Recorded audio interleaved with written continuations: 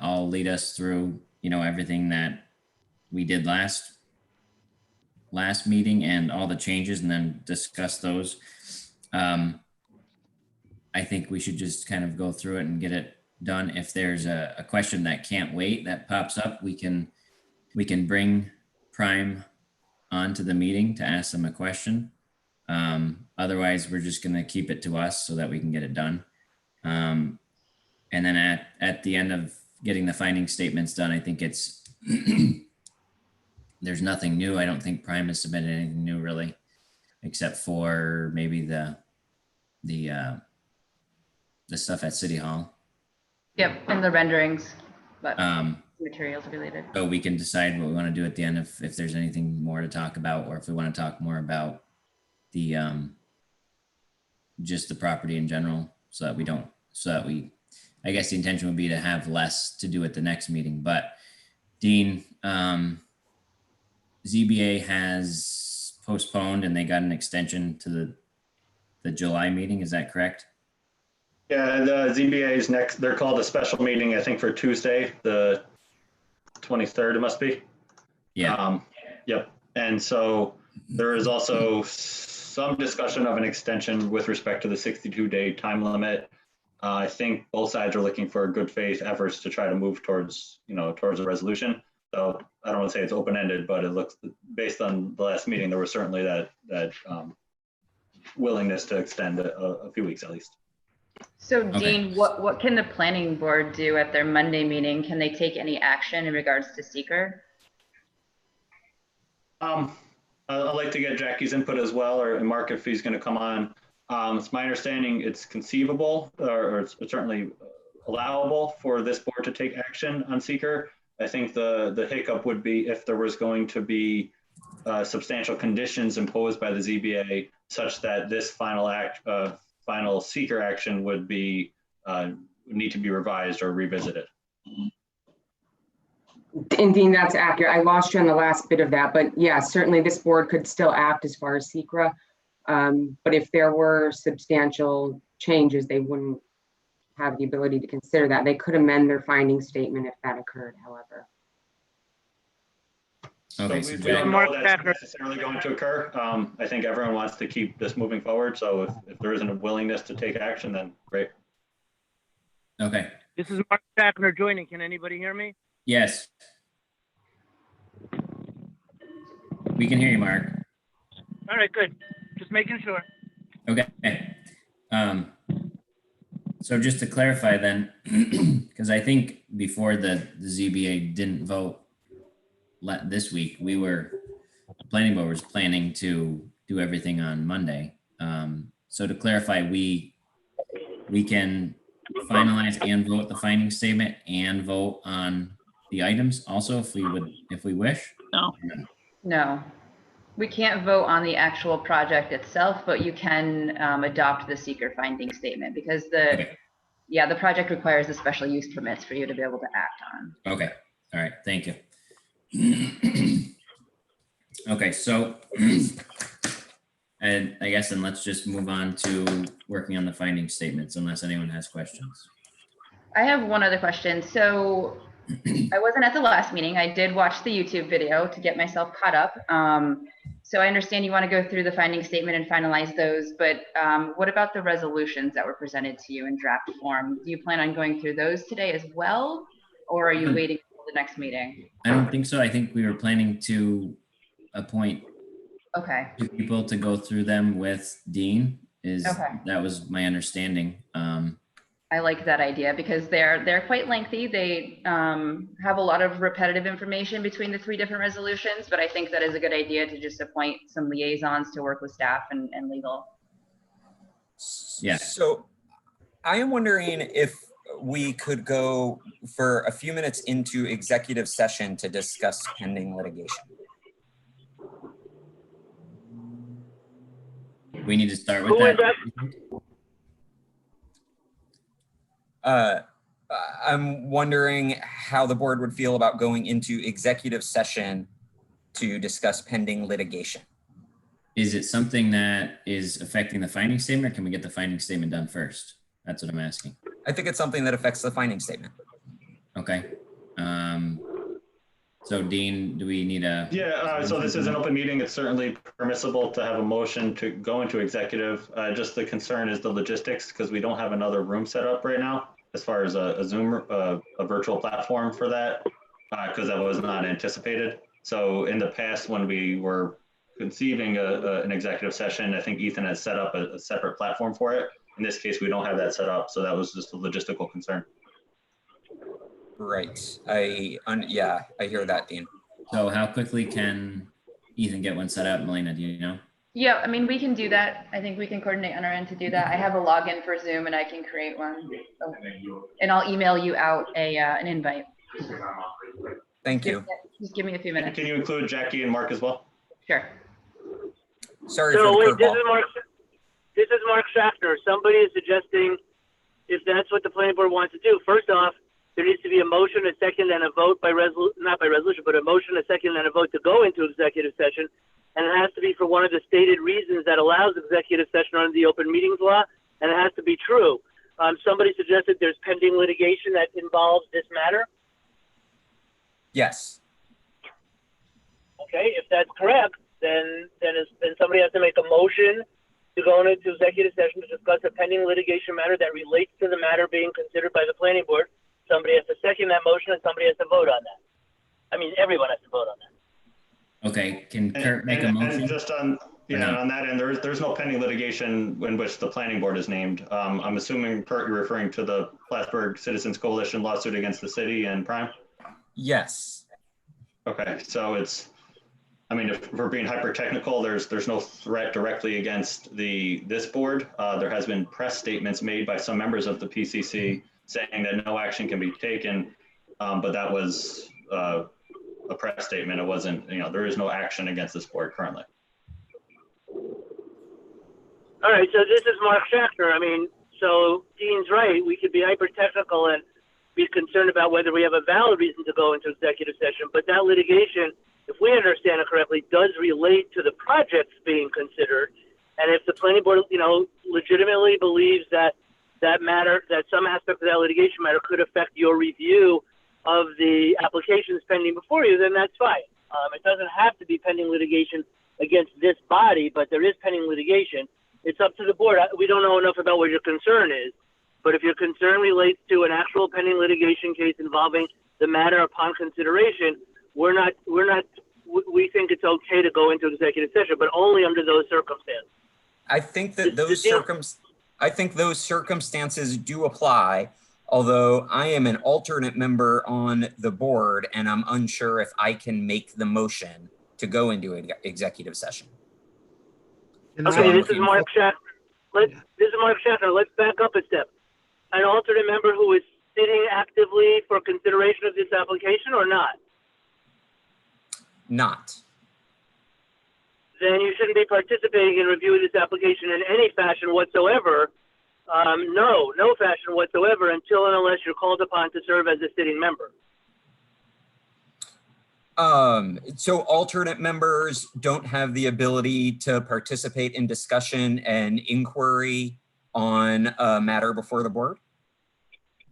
Alternate members should not do that unless they're seated, because you could create a situation where you have an Uber board. You have more members participating as board members than are lawfully seated. So if it's a 5-member board, it's not appropriate to have 6 planning board members participating in review of an application. If it's a 7-member board, it's not appropriate to have 8 members of a planning board participating in an application. That's not the purpose of alternate membership.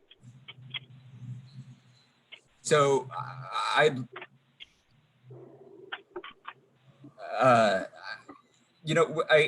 guess, Milano, we have found precedent from other boards around the country in which alternate members participate in deliberation up until the point there is a motion on the table, and then they step back. And that's been the operating procedure of our board for some time. And that's guidance from the American Planning Association. Okay, well, the American Planning Association do not hold themselves out as A, legal experts, or B, legal experts in the state of New York. The statement you made about what the practice is in other states is likely 100% true. Actually, I know for a fact it's true in many states. I don't know how many. I don't pretend to know the law of the states elsewhere. But the prevailing view in New York is that alternate members should not participate unless they're acting as members for the reason we said, because the New York state laws that empower city councils, town boards, and village boards to create planning boards and zoning boards of appeals, it authorized creation of 5-member boards and 7-member boards, not 6-member boards and 8-member boards, or 7-member boards and 9-member boards. So if you're making a presentation in front of a planning board with a full complement of members, the alternates are not supposed to also participate to add to the number of members sitting on that application. It doesn't really matter what the American Planning Association says. That's the prevailing view in New York. So, Mark, Mr. Schechter, hold on, Kurt. Kurt, one go second. ahead, Derek. Mark, it's Derek. Just to clarify, so we've had this discussion before all of this started, I guess, with Prime, as far as having an alternate, and I guess we hadn't clarified our, some of our own bylaws and trying to figure out what those were showing. But at that time, I guess that was with Dean's advice. We could, what Kurt said, we could have, the alternates be part of the discussion, but they couldn't vote. Are you saying that that's not correct and that could hold us liable? We're saying the second part for sure. In other words, there's not a case in New York that yet rules on this issue specifically, but the prevailing view is that there's a potential legal vulnerability by having more members than are seated participate in review of an application. We understand that it happens quite a lot. It can even lead to a more informed discussion. Part of our job is minimizing legal vulnerability. Derek, you said it better than I did. I don't remember the words you used. Part of our job is to minimize legal vulnerability. The concern is that more members than are sitting and reviewing an application should not participate in review of that application. And the notion of, and frankly, the notion that, to do so but then just not vote is frighteningly similar to people who know they can't participate in review because they're recused for whatever reason, like it's their application, for example, and say, okay, I'll participate, I just won't vote. It's very, very, very clear that in recusal situations, a recused member cannot lawfully participate until the moment to vote and then just say, okay, but I'm not voting. This is not that. An alternate is a different situation. There's not yet a court decision with a ruling on this in New York. What we're saying is that there's vulnerability. That's the best we can say. So our advice is not to have alternates participate unless they're seated because of that potential vulnerability. We cannot tell you flat out that it's illegal or even that it's legal because there's no court case in New York holding that. What we can tell you is that we shouldn't really give advice based on what the American Planning Association says, and we know for sure that it is a common practice elsewhere, and even in New York it's a common practice. But there is a potential, what's been identified by those who look at these issues is a potential legal vulnerability. That's the best way we could say it. So in order to continue this conversation, I think that we probably should go into executive session. Well, okay, there we disagree with you strongly, but but hear us out. You won't be unhappy with the basis for our disagreement. Clearly not a ground for executive session. However, if the planning board wants to confer with legal counsel in an attorney-client privilege conference, you clearly have the right to do that to discuss this legal issue or any other legal issue. So we can get you to the same place, just don't call it executive session, call it an attorney-client privilege conference. It's not subject to the open meetings law. You're allowed to do it anytime, any place, or under any circumstance, so long as you're legitimately seeking and gaining legal advice, which our impression here would be you clearly would be. Does that make sense? That makes sense. Yes. So there's no gray area about that, but there is gray area about the underlying issue. There's no gray area about your ability to confer with Dean and or us as special counsel in client privilege discussion. No gray area. You clearly have the right to do that so long as you are seeking and gaining legal advice. Okay, so to figure out if Kurt should be part of this meeting or not, I think we should have. Motion merely requires, that does not require a motion. That merely requires suspension of your current meeting to go into attorney-client privilege conference. Many people are not aware of these subtleties, but there's not gray area about this. We can absolutely assure you on this point, you have the legal right to do what we just described. Do we have a room yet to go to? Go ahead, Loretta. You had a question? Yeah, is an alternate, I mean, the purpose of an alternate is to be able to step in and fill the place of a regular sitting board member who can't be present. For instance, if someone on this board was sick and couldn't part of the meeting, then an alternate, I believe, would fill that spot. That's my understanding of one of the roles. The other is if use, then an alternate fills in. So is it okay for an alternate to participate in the meeting without contributing to it? Loretta, in this case, you are the sitting member, is my Oh, I know. understanding. I'm talking about Kurt, for instance. Oh, so in Kurt, and just to clarify, I think this came up several months ago, and just to clarify my advice, I think it was in the situation where an alternate is recognized by the chair and there's a random question or two, it's helpful to the discussion. It doesn't hurt it. I'm not advocating for a scenario where an alternate member who's not sitting is kind of running the program. So there's some distinction there. There's also a distinction. I apologize, but sorry. This is Mark. Can people hear me or no? Yes.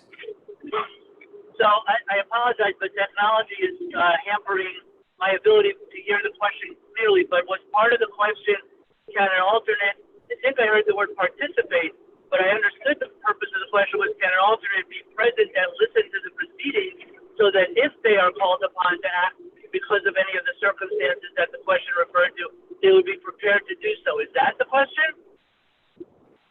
Yes. Crystal clear. Of course, an alternate, like anybody else, can be physically present during any planning board meeting. That is a very good practice for exactly the reason you said.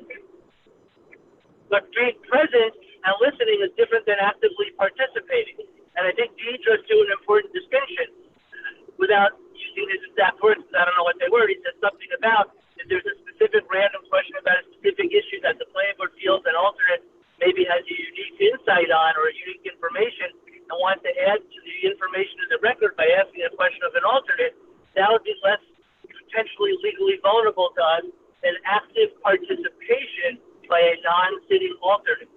Having tried to explain that, again, for the benefit of whoever first suggested it, you're now asking questions that are totally appropriate, totally reasonable, and somewhat insightful.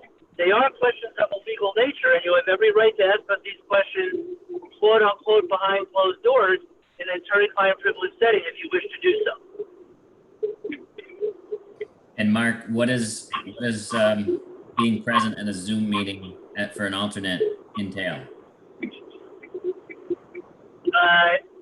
Not sure if I understand the question, but if I do, the answer would be alternates can be encouraged. And by the way, in some municipalities are required to actually attend all meetings, even if they're not actively sitting members. But they would attend a Zoom meeting if they wish to or need to, depending upon the municipality. They would attend a Zoom meeting just like anybody else attends a Zoom meeting by logging in, signing on, observing, doing whatever, but not actively participating until and unless their number is called, so to speak. Okay. So we now, Milena just set up a separate meeting room. So if we want to have attorney-client privilege, we can go to that room now.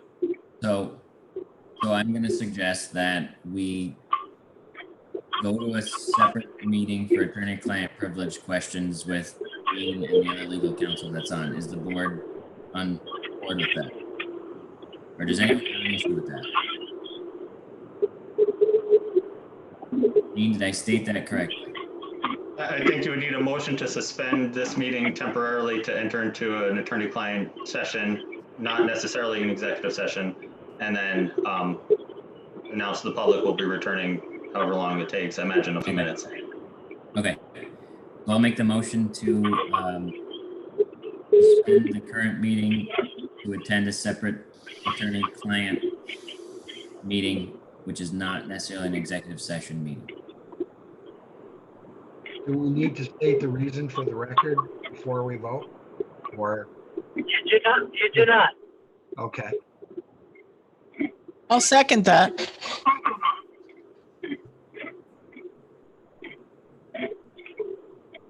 Elena, do we need all in favor? Sure, I'll do a roll call. So it was a motion by Derek, seconded by Loretta, or Marissa, I'm sorry. Can I roll call? Derek Rosenbaum, Yes. Marissa, Yes. Loretta, Yes. Rick Perry, Yes. Reg Carter, Reg, you're muted. Sorry, thank you. Yes. Kurt Gurbich, Yes. Are we? Okay. I don't know if I we don't have think Kurt it's- voting. I don't think that I vote on that. It goes to Loretta next. I think Loretta already voted. They're good. Everybody voted yes. So just so the public knows, we will be back shortly and resume. So this is Mark. Are you all physically present at City Hall and going into an actual room, or doing No. something virtual? No, virtual. Okay. And does anybody want our participation or not? Yes. All right. So Mark and Jack, I did email you a link to the Zoom meeting room. very good. Thank you. I think we should wait for Dean though. To get in? Dean's not present on my screen. So Yeah, you we're need to log out of this one, Rick, and then so Okay. leave this meeting. this meeting and then click on the email for the next one. You just sent an email? Send it. Okay. This is Wait, where and I'll- we're not doing it without. We're not obviously not doing it without the city attorney, obviously. Right. We're switching to another room. That's what Rick was asking. Rick, so if you don't have it, just give me a call. Well, I'm trying to get my computer to cooperate. Okay. So you should have gotten a new email from Elena.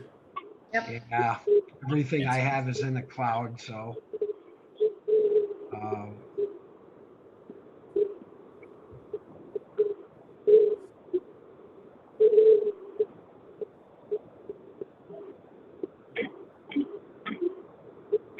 I don't have anything just yet. I'll forward it and see if that does it. Yeah. Rick, is it Rick at Facet Realty? Yes, Okay, I just sent it to. Can we be muted if we're not speaking? I'm getting a lot of outside interference and having difficulty hearing. Yeah, you guys have to leave this meeting to join the other one. It's okay. Can you just give me the detail of this meeting? Because I had to call Ethan to get it. Rick, just I so can can get back in it. I'll privately message you on here in the chat, the Okay, call-in number. Oh, I don't know. How do I do that?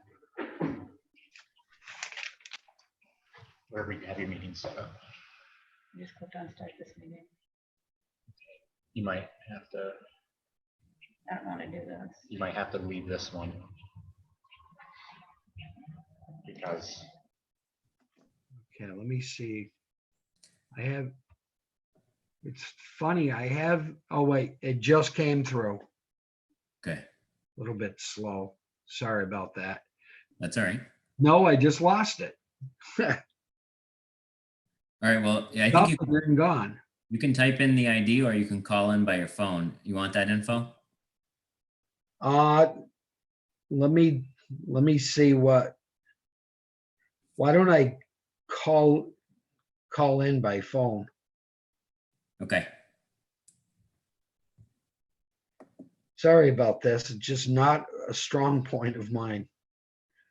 So this Sorry. meeting is 933. Are you talking about the new one? Yeah, I got the number down. Yep. So it's 933-8438. Okay. All right, okay, I have Derek's. There we go. Okay. I don't know why I lost Well, why don't you get out of this one first and then click on the link in the email that you, maybe that's it. See, so you have to leave it completely? Yeah, so just click leave out of this one. Okay. Reg, are you good?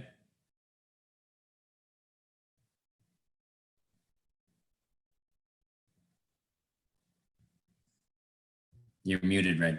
Okay, he's out. All right, Melina, I'm switching back over.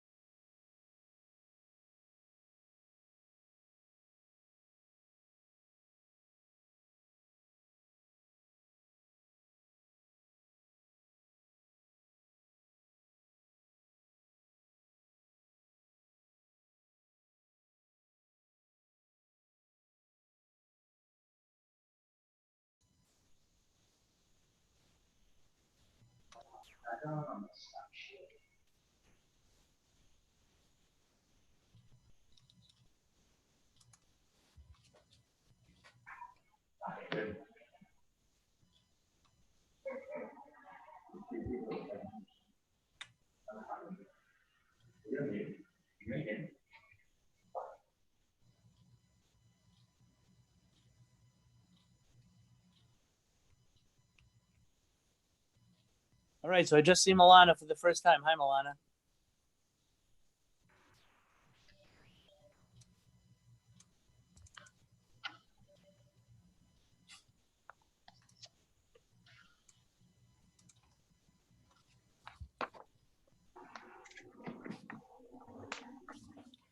So we're waiting for Rick.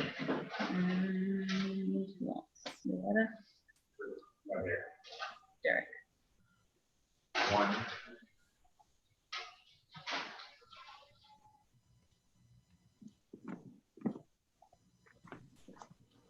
Melina, we just waiting on Rick?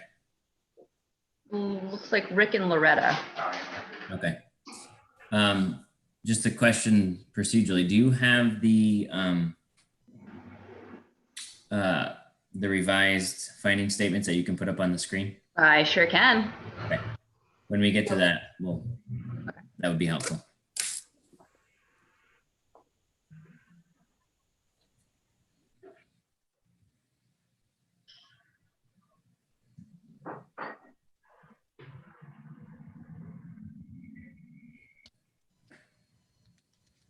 Oh my God, totally totally on that.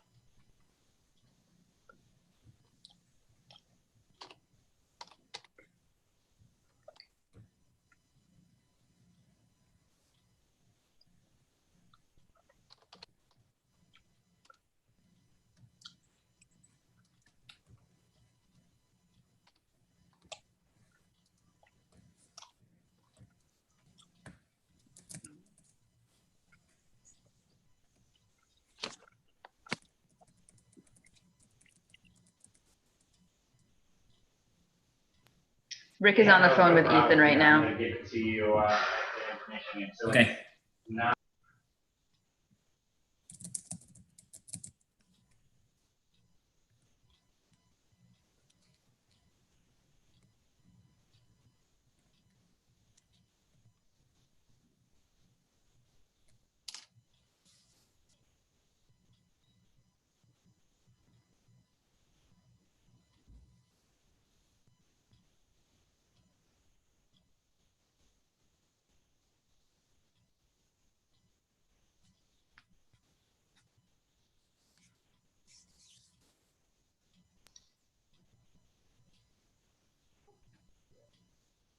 I think we have everybody.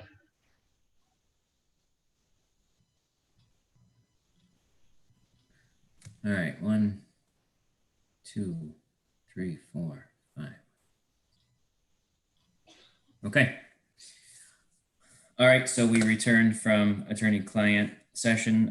The discussion was limited to seeking legal advice and nothing more. And now we are, I guess, resuming the meeting, the special meeting for June 19th for the planning board.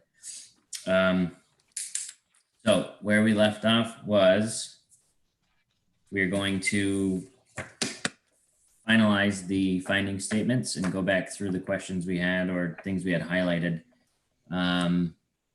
And I think we should just get right into it. And Melena, if you have you can share your screen and put the finding statement for, I think we started with the minor subdivision and the PUD. Okay. And we started with that one, and we'll do the site plan after that. Sure.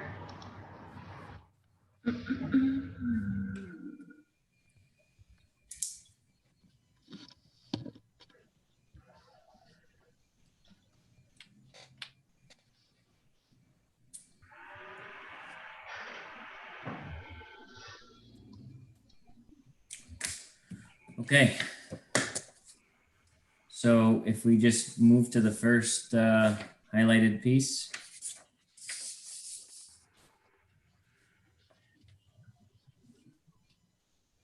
So that was a question, or no, that was just to add the map. Okay.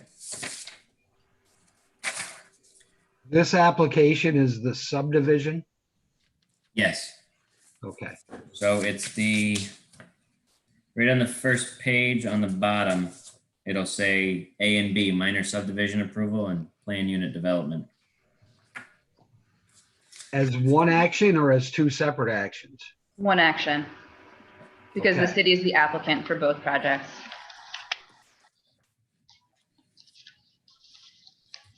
Let me grab my notes. Yeah, because with respect to the planned unit development, I've got some added questions that I would like to talk about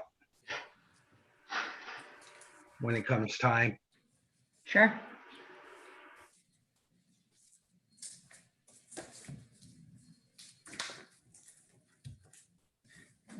Okay, so I'm just getting my notes from last month or 2 weeks ago.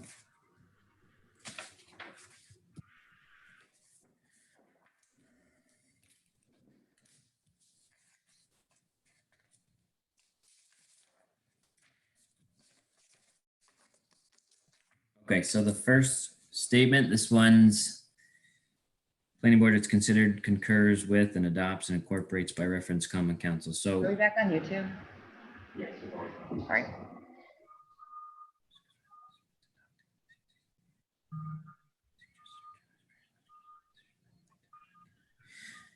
okay, so the question here was, do we want to remove this entire statement or keep it?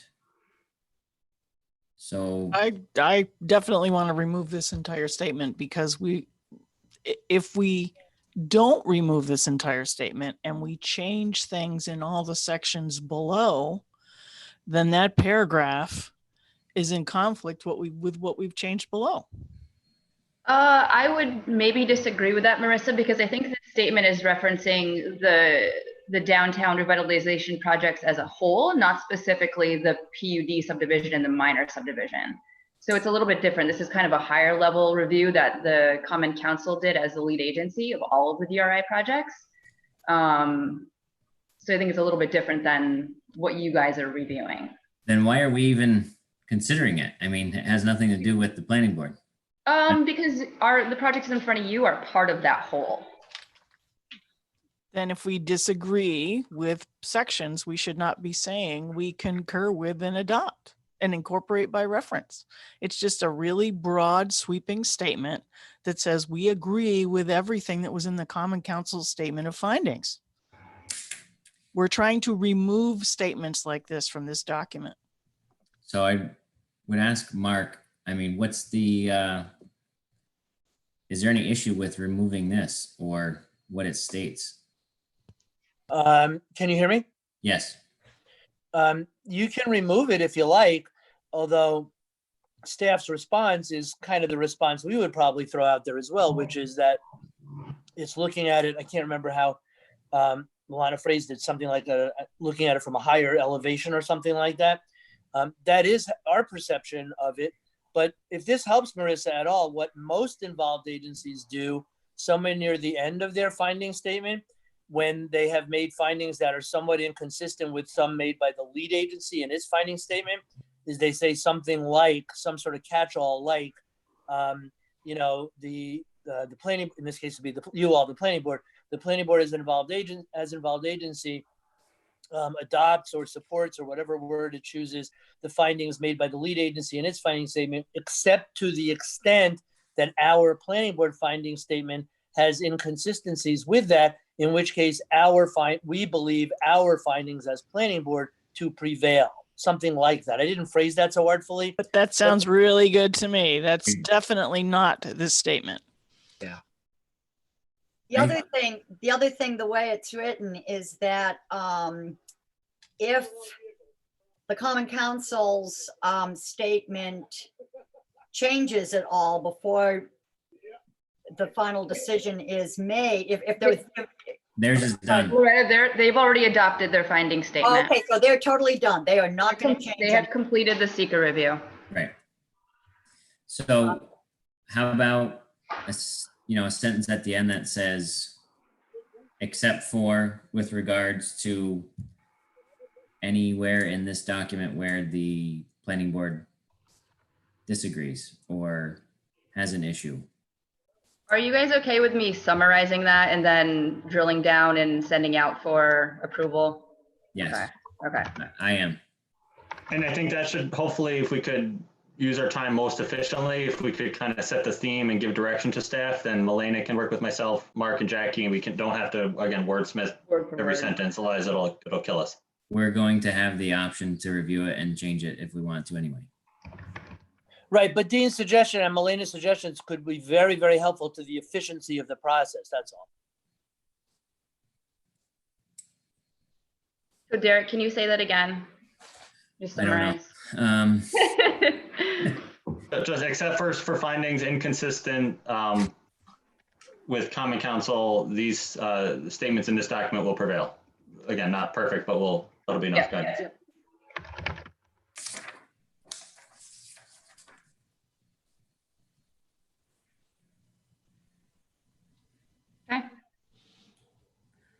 Okay. I have a question on the next paragraph, which we actually hadn't questioned the first time around.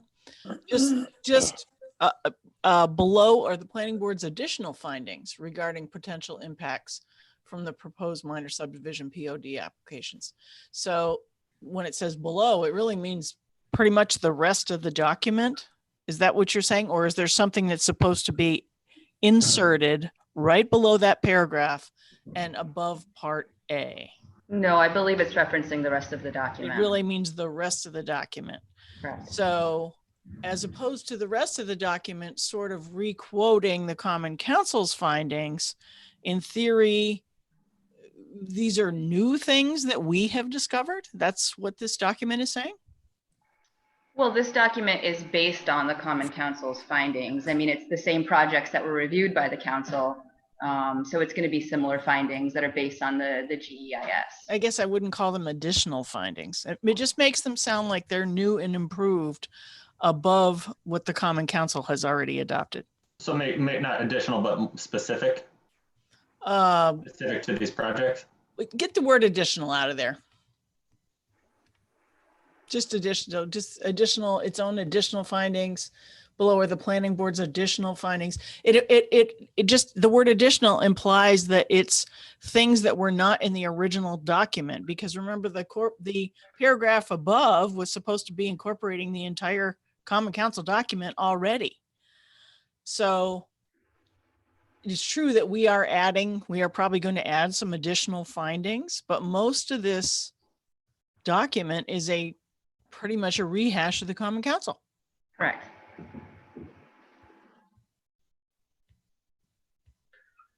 Okay, are we moving on? Yeah, page 5. Land use, community character, zoning, and public policy.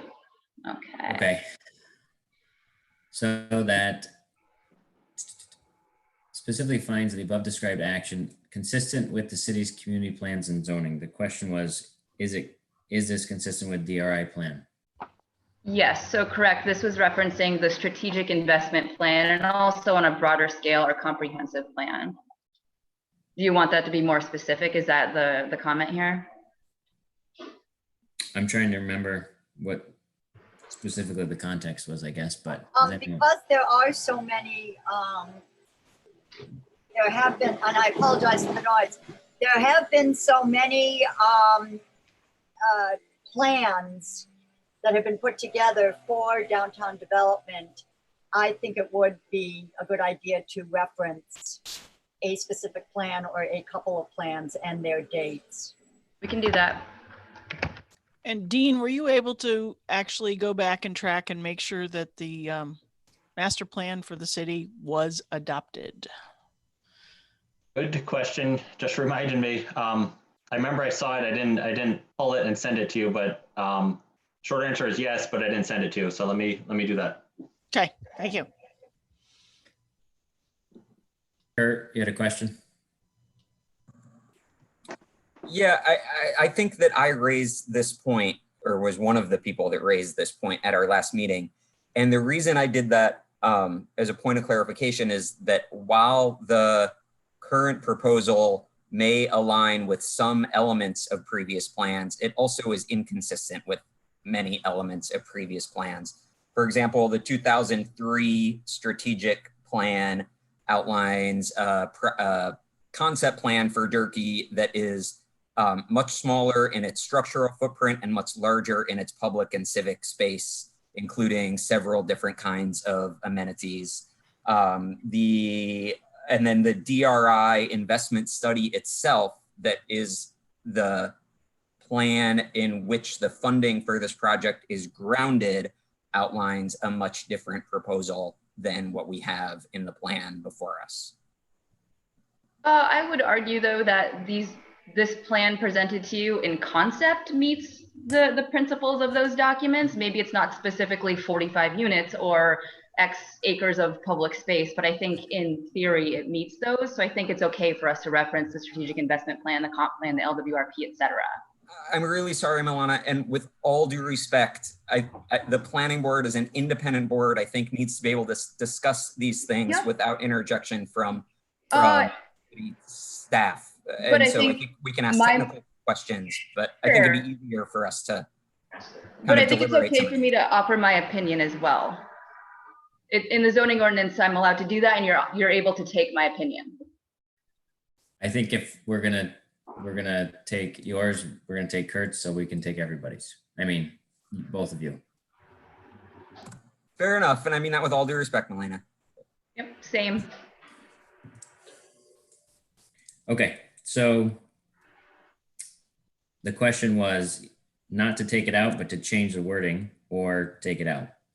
So what have we added here? Just the specific plans that it's consistent with or being consistent with? Milena? Yeah, that's how I took it. To just reference those plans, and Loretta said to reference the plans and the dates that they were adopted. Okay. This align with the master plan that was mentioned earlier? I believe so, yes. So that would meet, that would be an adequate reference, yes? Yes. So we're saying that they're consistent with the city's community plan. So those are the plans that are actually on file and developed by the city. Correct. Okay. Well, but the other ones that I listed, the 2003 strategic plan is on file with the city, and the DRI investment study is as well. That was the document that obtained the funding for the site. So they're all listed on they're all on the DRI's website, on the city site, and were commissioned by the city. I'll be quiet now. Okay. All right. So anyone have any issue with what is stated there now? Okay. And I think, Derek, it's important to recognize that each of these studies are not enforceable regulations, but rather guidelines. So if there's minor inconsistencies, then it's not a law that you would enforce, rather it's a guideline that you follow. Yeah. Okay. Good point. Thanks. I agree with that.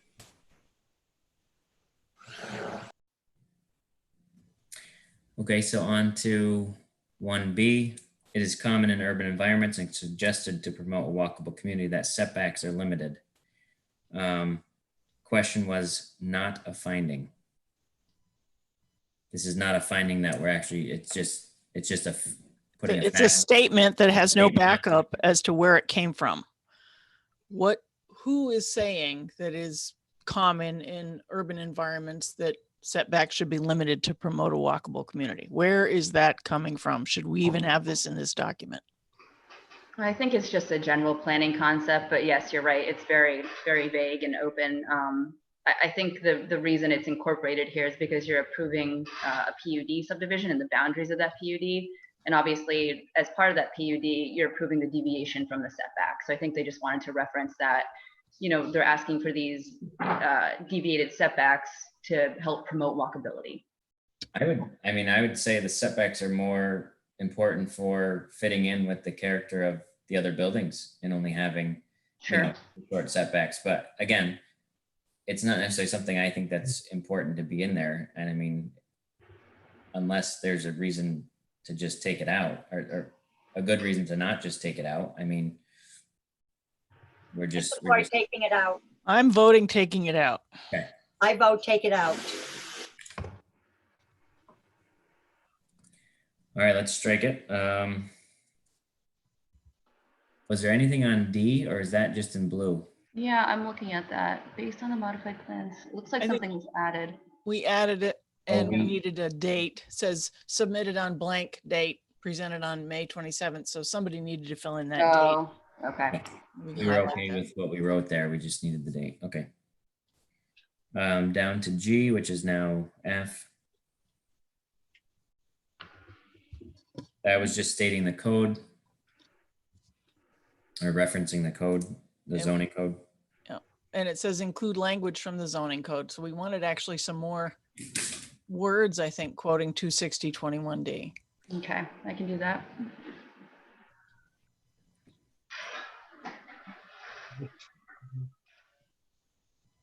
Okay, so H, which is now, Okay, so Aye. the No. applicant has demonstrated compliance with all minor subdivision and PUD approval criteria. And I think we should actually go back again and look one more time before we assert this in this document. We should go back and look, not so much the minor subdivision, but the PUD approval criteria, and look at that one more time before we actually just toss this statement into these findings. To make it easier for you guys, in the resolutions for the PUD subdivision, it is included all of those criteria. They just included it in the resolution so you could reference it. So when you're looking for it, you can find it there. Also, do we want to say the applicant has complied? Because that implies something about, how the applicant has gone through the process. It's my understanding that the proposal is in compliance with the minor subdivisions and the approval criteria, but perhaps I didn't understand it correctly.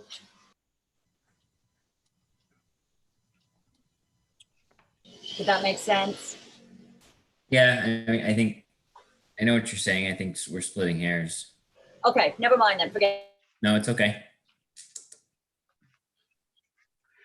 All right, so I guess I'm going to go back to a more broad question.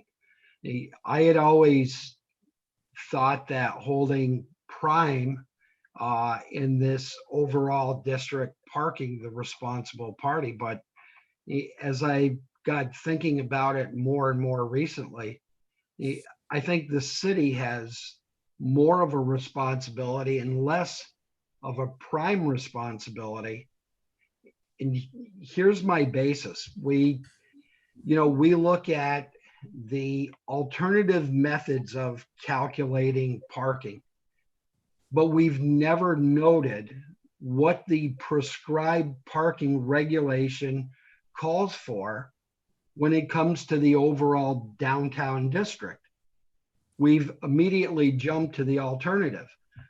What I would like to see, and I've requested this from Matt yesterday, I would like to see what is the prescribed number of parking spaces required for the downtown district in general. Remember, one of the issues that we're dealing with when it comes to the standards for area variances is that will an undesirable change be produced in the character of the neighborhood or a detriment to nearby properties? That seems to be the overall question, but I don't think it's within the site plan.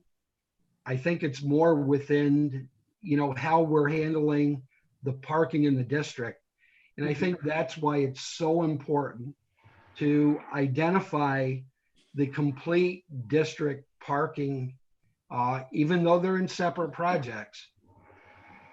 They may need to be referenced in here so that we're more comprehensive in our view on how the plan is working to minimize impacts of the project on neighborhoods or nearby properties.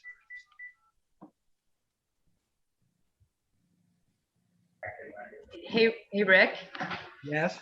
I think that's awesome. That's great input. I think it's going to be tough for us to try to figure out how many. I was gone right before you called, and I just tried to drift in. It sounds like I don't care what they're talking about, do I?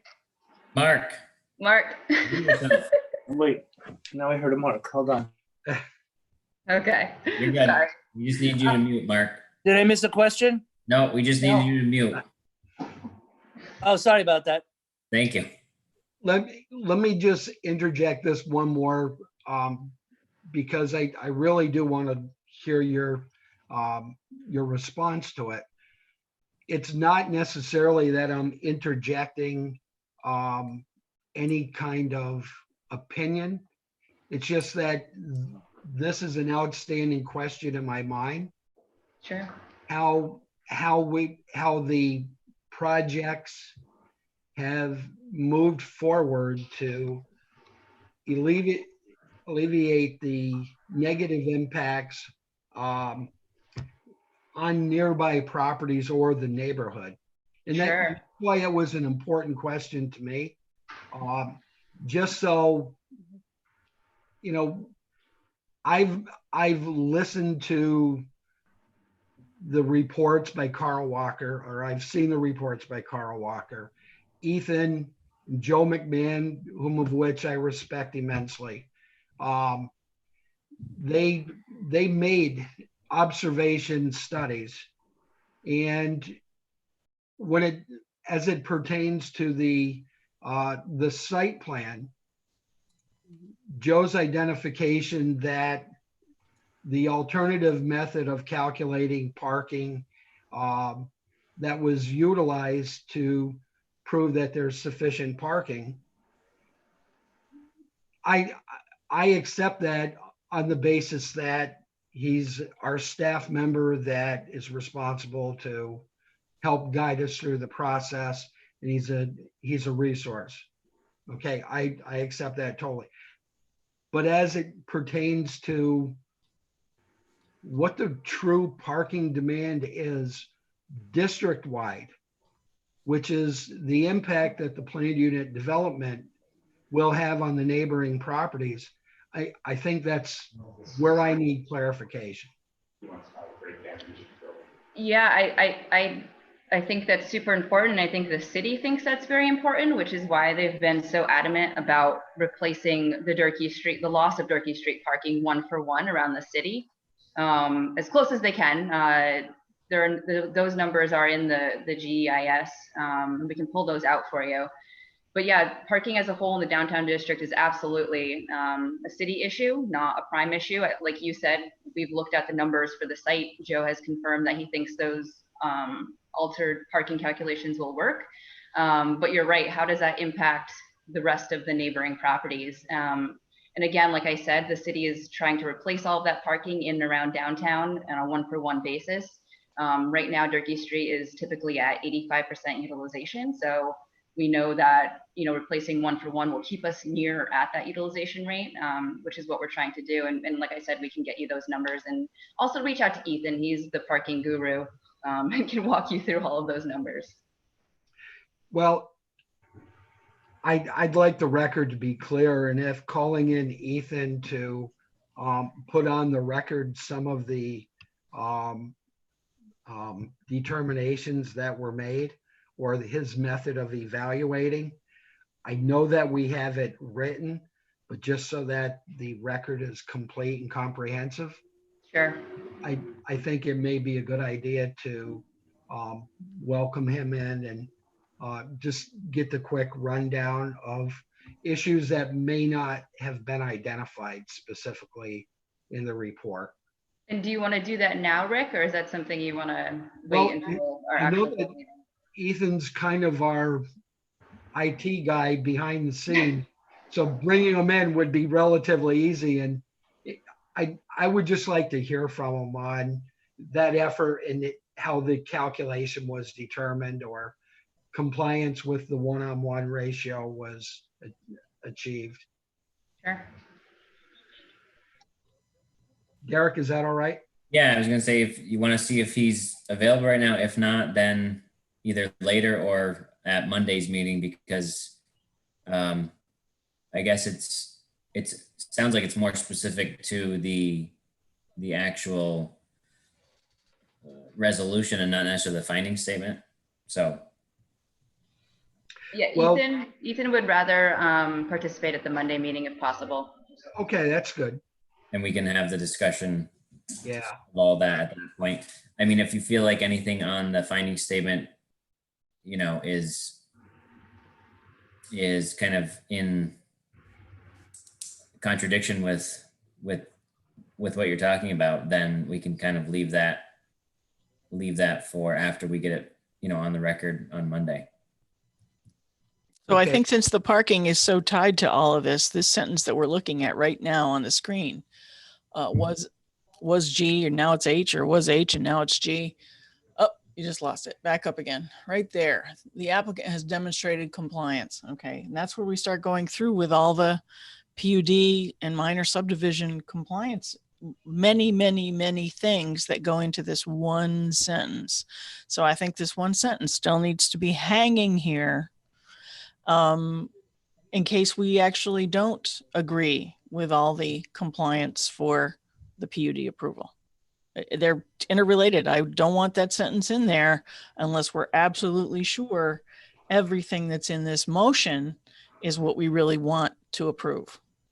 So do you want to review the resolution for the PUD subdivision and minor subdivision and then come back to this statement? I think, why don't we just go back to this particular statement highlighted in orange? I don't know, something other than purple. Mark it as further info from And Ethan. end of the bottom of the document. Okay, so we could really go through the rest of the document and look at other things, but that one key sentence right there, really important. Don't want to adopt that key sentence and have something conflicting later on. Right. Okay. Go ahead, Lorena. Quick question. Is there a reason why the parking down by the boat basin where the new farmers market is going to be was never included in reviewing available satellite parking areas for downtown? Because going down Green Street and coming back up is not that big a It's deal. outside the downtown corridor, correct? Is that why? Correct. It's not in the special assessment district. It's technically not part of downtown, so it can't be included. I know, it seems like it should be. It's so close. Yeah, I mean, because there is, when people talk about, you know, where's the parking going to go for Mayor's Cup? Where's the parking going to go for parades? We have, I don't know how many spots are down there, but more than we need if you combine it with everything else that's being provided with the plan as we're looking at it. So I don't know if there's any way we could even reference that, because again, for the overflow parking that so many people reference, we do have overflow parking. And yeah, it's in an overflow part of the city, I guess, because it's not technically in the corridor. However, it's closer than some of the other places. Yeah. Well, I think unfortunately we've got to stick within the confines of of downtown, because that's what the DRI that's what the DRI encompasses. It doesn't include anything else outside. Although have we been referencing the new farmers market going down by the boat basin as part of the downtown project? I believe so, because it's being relocated because of the development of Turkey Strait. Right. So I don't know, is there a way to throw in a reference that, Parking know, being relocated. yeah, that, for concerns about overflow parking, or for downtown people who live on the north end of downtown, the boat basin parking available is,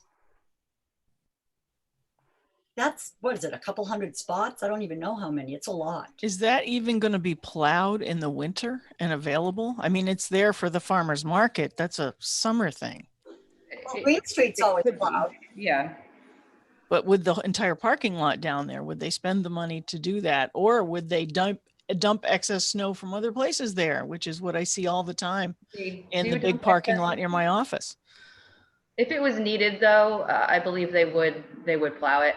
We do have Matt on the call who might be able to offer some insight in regards to the harborside parking, if you guys want to call him in. Sure. It's up to you. Yeah. Is he there? I think Ethan's trying to bring him over. Okay. I'm not trying to throw a fly in the ointment. It's just, every time I drive by that and I see all that parking, it's so easily accessible.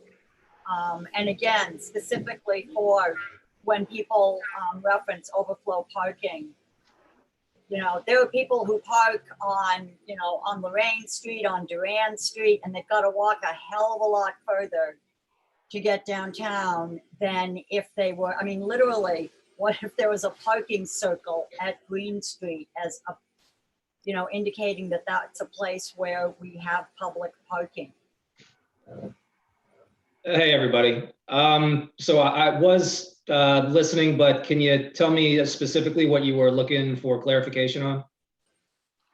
My question was that with respect to the parking numbers, and I got an explanation that because it's not in the corridor, we have not been including the parking that's available down on the bottom of Green Street, where the new farmers market's going to be.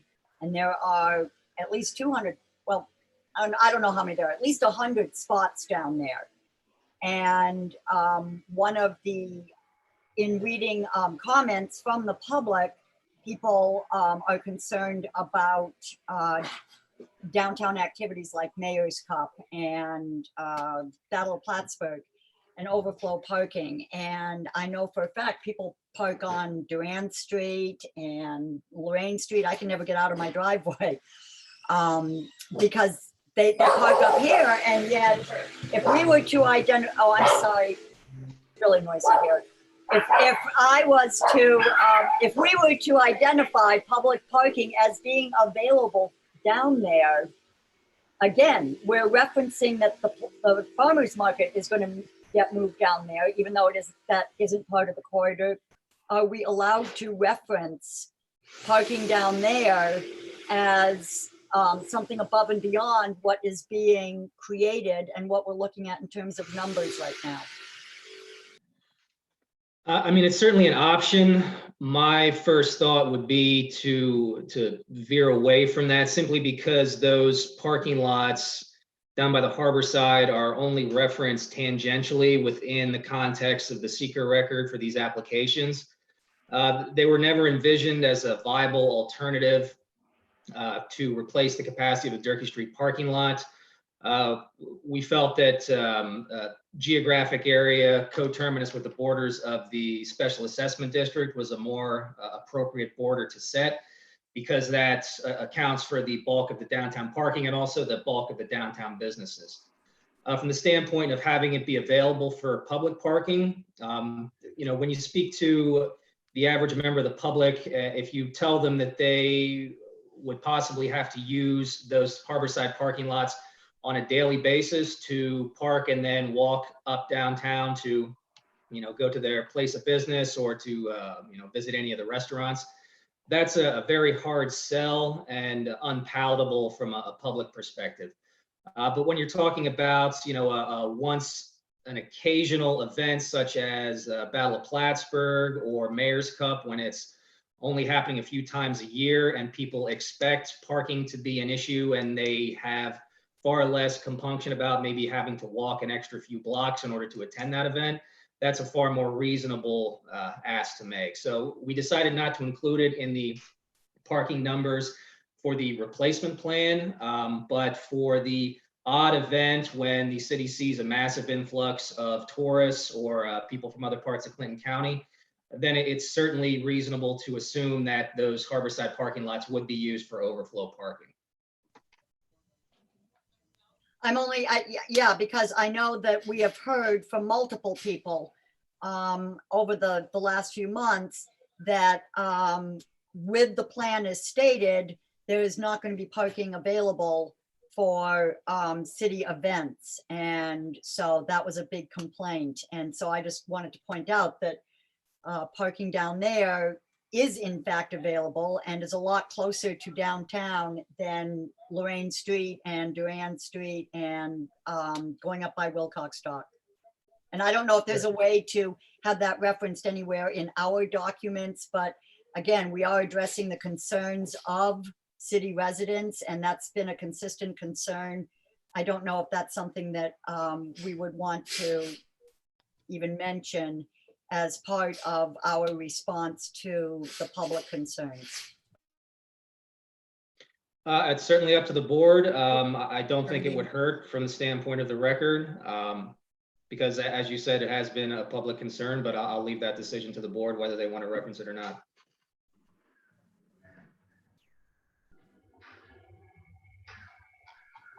Okay, so I think that could be something we can talk about when we, especially after we talk about parking with Ethan. I had a question for Mark. Mark, if you're available. What was the question? So just, sorry, I probably should have done this at the beginning just to help us all, I guess, stay on track with the actual finding statement before we get into other stuff. But can you just quickly, and everything we're talking about is fine, I'm not talking about that, but can you just summarize exactly what the finding statement is from the planning board's point of view and what the goal is to finalize this from us and what that's supposed to say or supposed to mean? We'll try, but interrupt our answer because I'm not sure if we're 100% understanding the question. So please jump in and interrupt the answer, especially if we get long-winded. The SECRA law requires that not only that the lead agency adopt a finding statement, but also that involved agencies adopt a finding statement. The board is an involved agency, so you have to adopt a finding statement. In the overwhelming majority of cases, involved agencies generally do something similar to where we think you started off, which is looking at it essentially the lead agency's finding statement or something remarkably similar to the lead agency's finding statement. That's not a coincidence. It's because the lead agency has conducted the detailed SECRA review culminating in its finding statement. But involved agencies, have the legal responsibility to issue their own finding statement as well.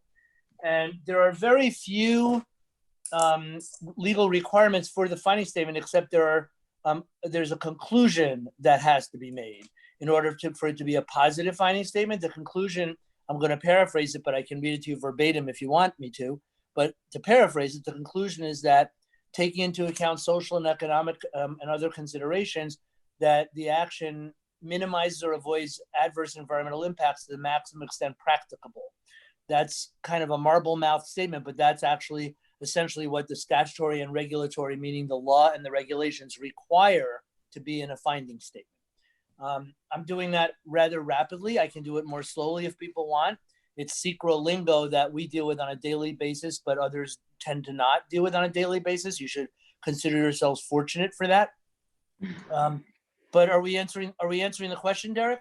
Yeah, so that helps, and it brings up the next question, which is, so if our finding statement comes back as basically there's no negative impacts, that's just in relation to, for this one, the PUD and the minor subdivision, and for the other finding statement, just for the site plan, not for the entire DRI project. Yeah, that's large. That's essentially correct. Remember that we have an unusual animal here. And the reason it's an unusual animal is because there are something called project-specific or site-specific environmental impact statements.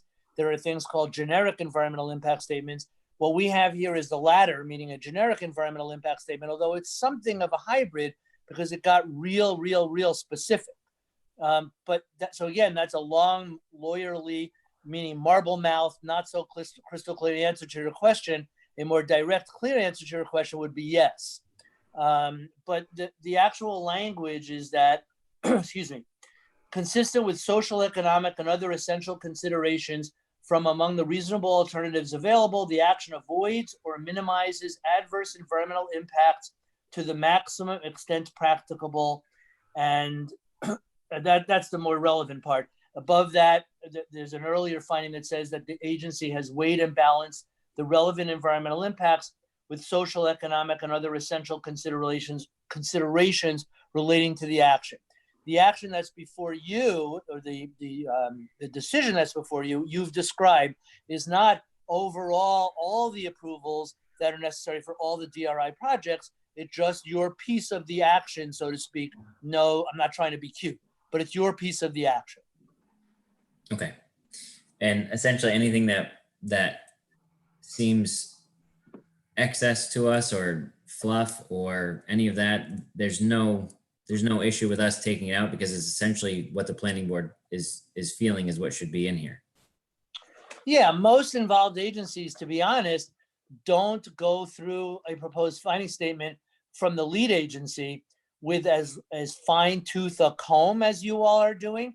That's not at all a criticism. That's just an observation based on having been through several dozen of these exercises or more.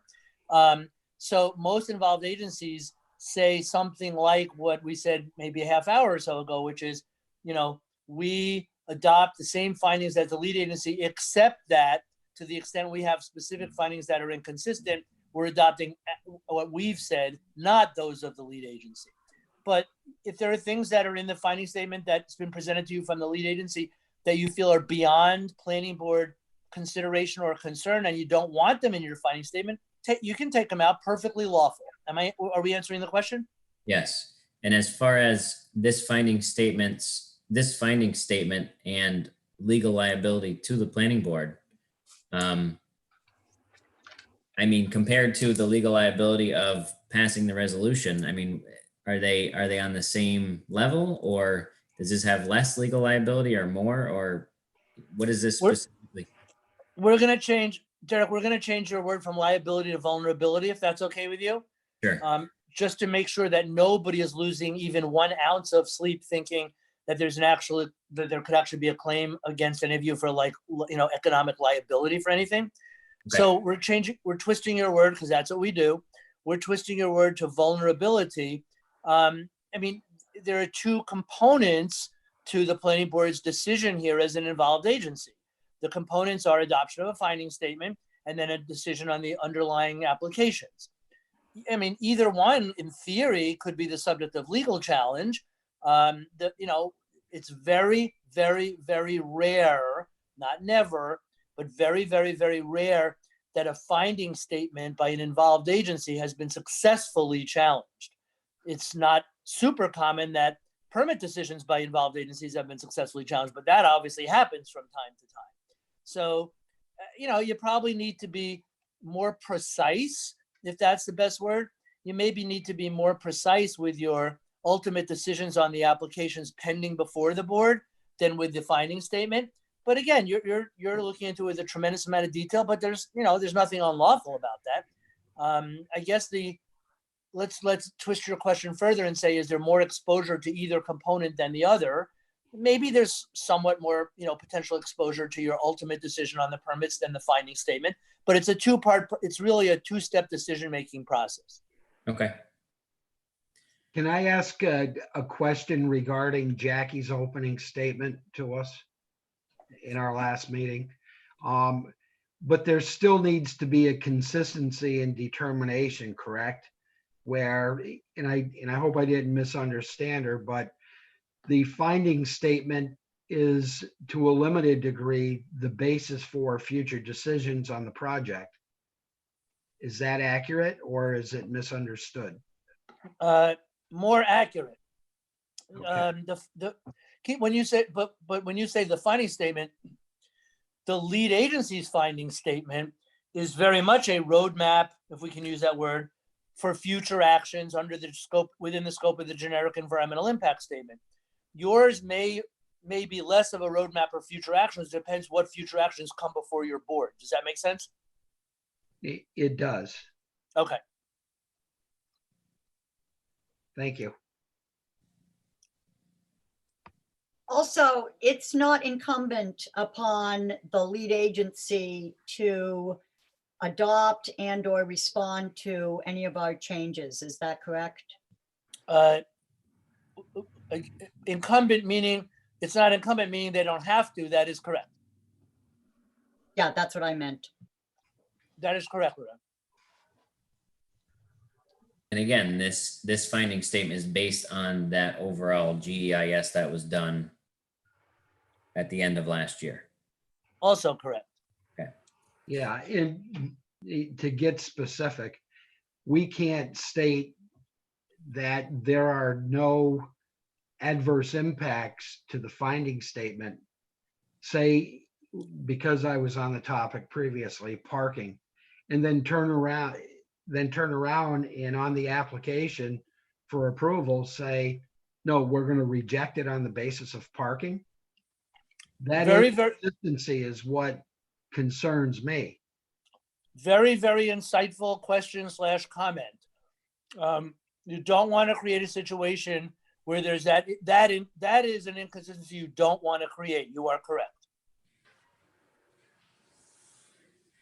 Okay, so then that brings up a good point that you bring up, Rick, is that we need to be pretty certain of where we're headed before we finalize this. It sounds like to me.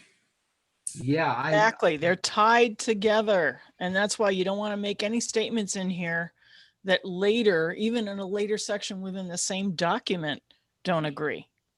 So like Rick asked about parking, yeah, until we can get Ethan, there's no reason to finalize that, at least that statement. If there's 10 other things we can finalize now, good. But if anyone thinks we can't finalize something now, then speak up and we'll save it till next meeting or whenever.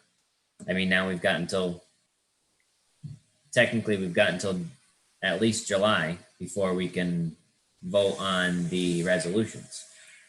But Derek, can we add a comment to what was just said? Sure. If we're understanding what Rick said and what Marissa said, we're not viewing those as the same two things. What Rick was talking about, if we understood correctly, was bigger picture. Don't create a situation where the overall conclusion of the finding statement is inconsistent with your ultimate decision on the accompanying permit applications.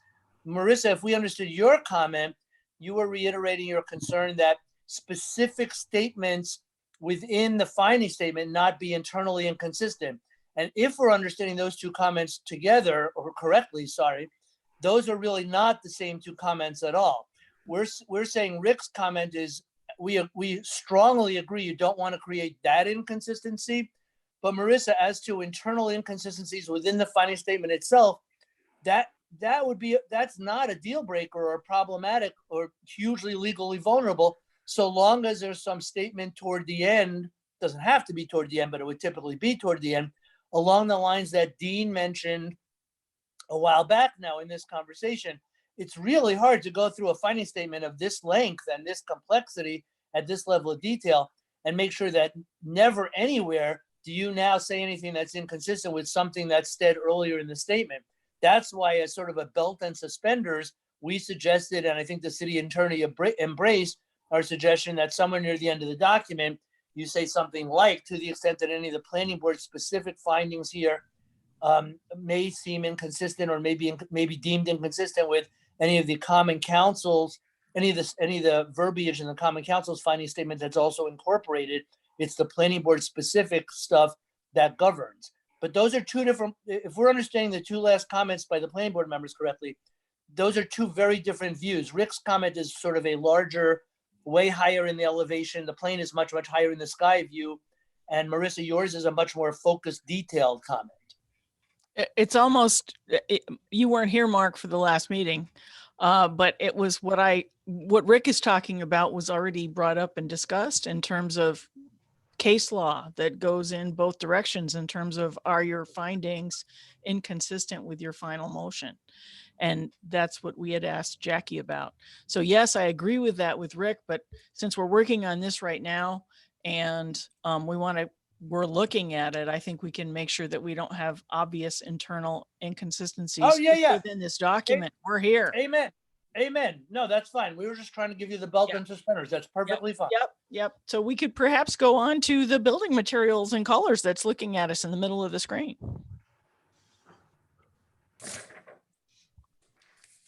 Can I ask how many people actually went over to City Hall to look at the materials? I did not. I haven't made there yet. I have not. I did. I'm going to tell you, I was very impressed with the Stowe brick. Okay. The only problem is when we look at the current views of the building, the Stowe brick, I think, is really only being used up on like the 5th floor where most people are never going to see it. I think the only people that are going to see it are the people that are out on a patio up on the top decks. I would be much happier if that Stowe brick product were being used on much more expansive sections of the building to make the building more clearly sympathetic. I think that's a word we're supposed to use, sympathetic with the rest of downtown. The other pieces that I looked at, smooth, I think hardy board, or I'm not sure what it's called, but that product doesn't look like downtown at all. And I do not feel as sympathetic. So I think what they're proposing right now, which you have not seen, is still not appropriate for downtown. Okay, so I think that that's a question that we bring up with Prime at the next meeting, and well, it directly reflects this paragraph right here. So they're on the call if you want to pull them in. But leave I this. don't want to call them in, please, Derek. Don't call them in. Let's keep going. But I'm saying leave this until we have that ironed out, and Yes. that I think the time for that's at the next meeting. This is just to get through this finding statement. So we'll keep that one, same thing, revisit when conditions are finalized, which could be next. On to K, which is now J. Who are we hearing in the background? Okay, I'll take your opinion. Oh, That's Rick. Rick. Accordingly, Sorry. so I think K, I mean, that's a more general statement, not specific to, but if you want to keep it in there to revisit when we're done with J. Yes. Okay.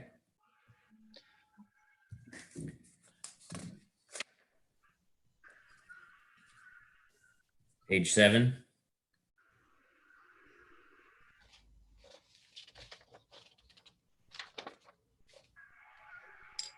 Again, that one, revisit.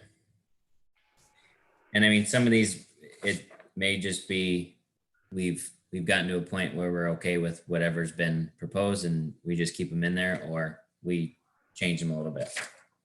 Derek, Yes. quick comment going back to page 6. This is not, it's just a detail. N, or at least what was N, where it says including the local waterfront revitalization plan. What that is and when it was passed is not discussed until R. if you go down, R says the 2016 Local Waterfront Revitalization Plan, LWRP. That's what should be there. And then we can just reference that plan as the LWRP going forward anytime we're referring back to it. Does that make sense? So do you want me to cut this and paste it above the other comment? Well, yeah, I was just saying, you know, where in N where it says including the local waterfront revitalization plan, put in including the 2016 local waterfront revitalization plan, LWRP. And then down in R, all you'd have to say is the LWRP places a strong emphasis. It's just flipping them so that you have the reference to the date and the acronym in N as opposed to not until R. Does that make sense? Yep. Okay.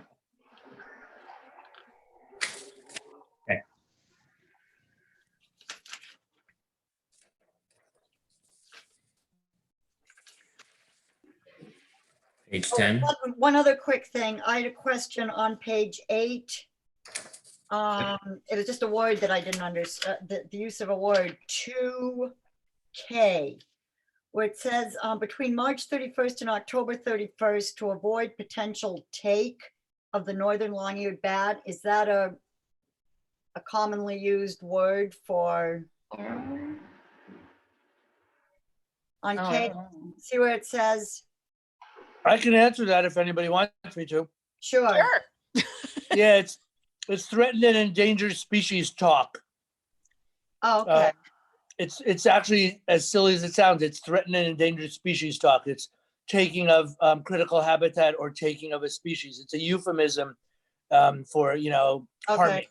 I didn't know if it was just, you know, spell check or, you know. No, it's an awkward word, but it's endangered species talk. Got it. Okay. That was my question. We're learning new stuff. Yeah, seriously. Okay. Page 10, I think, was the next, unless someone's got something on page 9. Can we discuss on page 9, 4B, the proposed alternate parking calculation? We'll call it, it's the Hamlet calc. 4B. So I B is think a statement. Last time we stated that it's a fact. It's a fact that that the proposed computation is that. So wherever further down here we actually look at that proposed, that's where I want to jump in.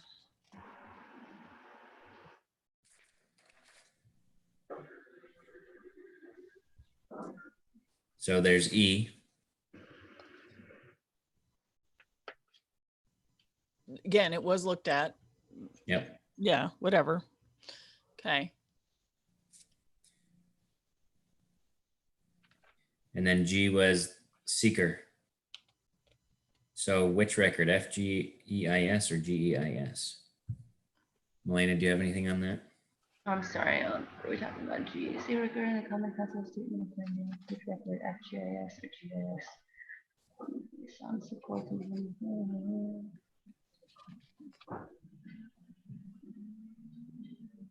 I would say the GEIS. I can confirm though. Okay. I had a quick comment on page 9 also for 3F. It's talking about the waste that's going to be generated per day. And it's not clear that, I mean, literally, the first time I read that, I thought, holy Jesus, that's like, how can an apartment building have that much waste every day? Until I realized that they have to be referencing the construction period. And so I just think it should say in there somewhere that that's what's going to be generated during construction. That's not what is going to be generated. For anyone in the public who's reading that, who might get the same initial impression I did, that it's just referring to the construction period. Is that what it's referring to, Melena? I don't know that that's true or not. I can check. Oh, It may be, is it sewer waste? Yes, and it could, I mean, obviously it's talking about the whole mixed use development, so it's including the commercial space as well. 3 tons a day for 115 apartments? I believe Charlie's on the call and he can probably confirm what they're referencing here if you want to ask. I don't think that we need Charlie to confirm. I just think that you're right, Milena, that it is accounting for all of the commercial and potential restaurant space as well as the apartments. We generate a lot of waste. We do. Okay. I think that's fine then. So that is what is expected to be generated. Can we just get that checked on? Because it does look kind of Yeah, strange. 3 tons Yeah. of waste for. Day. I'm just figuring how many tons fit in one dumpster or 2 dumpsters that are going to be. Yeah, but this is including sewer too, as far Yeah, as. it's including sewage waste, but Yeah. still, that 3.1 let's just- tons a day just seems, I don't know, it just seemed like a lot. Let's put it aside, and at the end we can Yeah, ask that's fine, that's fine. Charlie or Brian. Yep. That's all it was. Well, they're also talking about all this waste going to the Clinton County landfill. So the stuff that's going down the toilet isn't going to the landfill. I see. No, it is not. And I will confirm with the GIS whether Yeah. this is construction or entire development for the life of the project. Yeah, okay.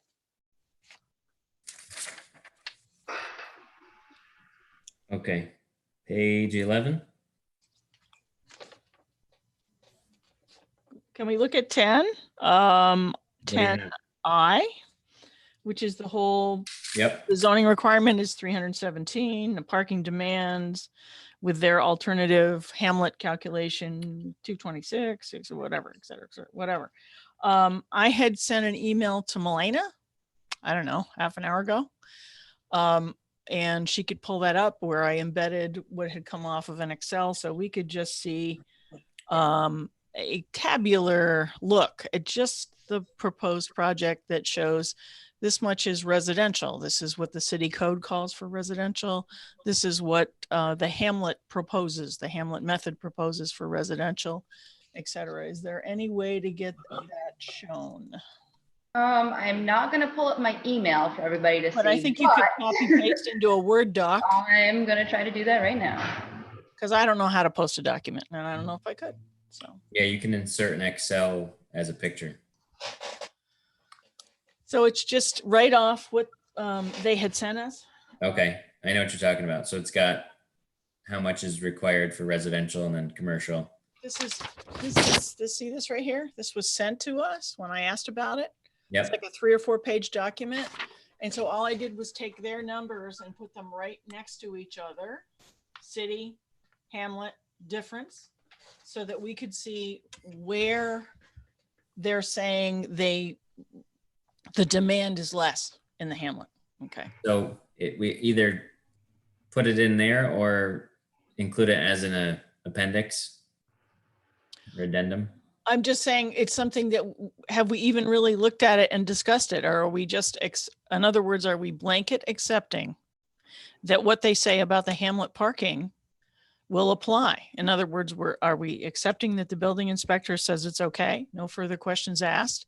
Are we actually going to look at the compare side by side of city code versus Hamlet and where the reduction is? And what I'm seeing is they're showing a decrease in need on the residential side of 31 spaces, but a decrease in need on the commercial side, commercial/restaurant side of like 60 spaces. And so, and that's where they're reducing things compared to our actual city code. And I think that's something that we needed to look at more closely, unless you're going to just accept the blanket statement that the Hamlet situation applies. Well, I know what you mean. I know what you're talking about, but I think we talked about it last time, is that this statement is just stating that. It's not saying that we agree with it. Okay, as long as it's not stating that we accept Just stating that they came up with a different calculation it. Okay. and they're proposing this. I think us agreeing or disagreeing with that is in a different spot, or, you know, just with the resolution and the continuing discussion with Prime. Right, but at the same time, that statement in here ties to the statement at the end of section 4, which says that there's no mitigation necessary for parking, because they've proposed that alternative parking schedule. You are essentially agreeing with it and saying that there is Okay. no, impact and there is no mitigation required. And again, M, the statement M, providing more parking than noted. In other words, giving them the deviation to provide less parking. That we agree it's a detriment to the city because it disrupts the ability. Yeah, are we getting rid of that? We didn't like it. It says revisit, but I don't agree with that statement at all. I don't agree with it either. I think a bad thing. Yeah, I think it's very misleading. Is the board in agreement that we're removing this? Well, I agree. yeah, but I mean, are we gonna go, let's finish up the piece we had about the parking. Let's just put a note in there. The former, oh no, the I, yeah. So I guess maybe just a note that, well, we can look and see what Marissa has if we want to add that. You know, so whenever you get it put together. I have it here.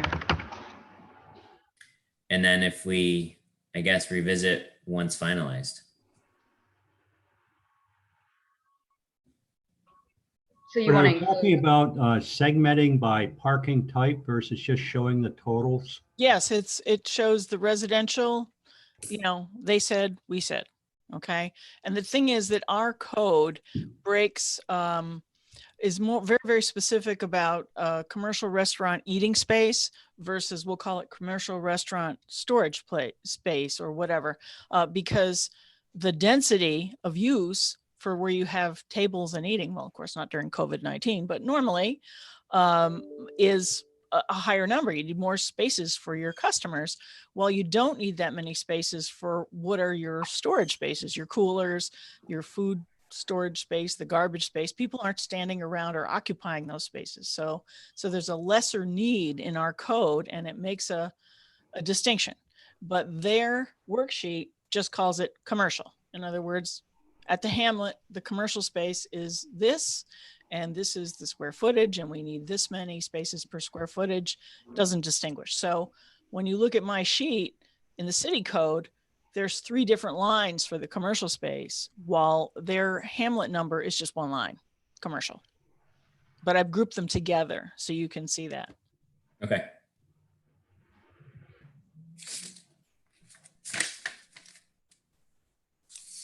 Well, again, it brings back the question, do we create the evaluation ourselves or do we rely on the opinion of the people that are charged on a daily basis to do that? We have a choice.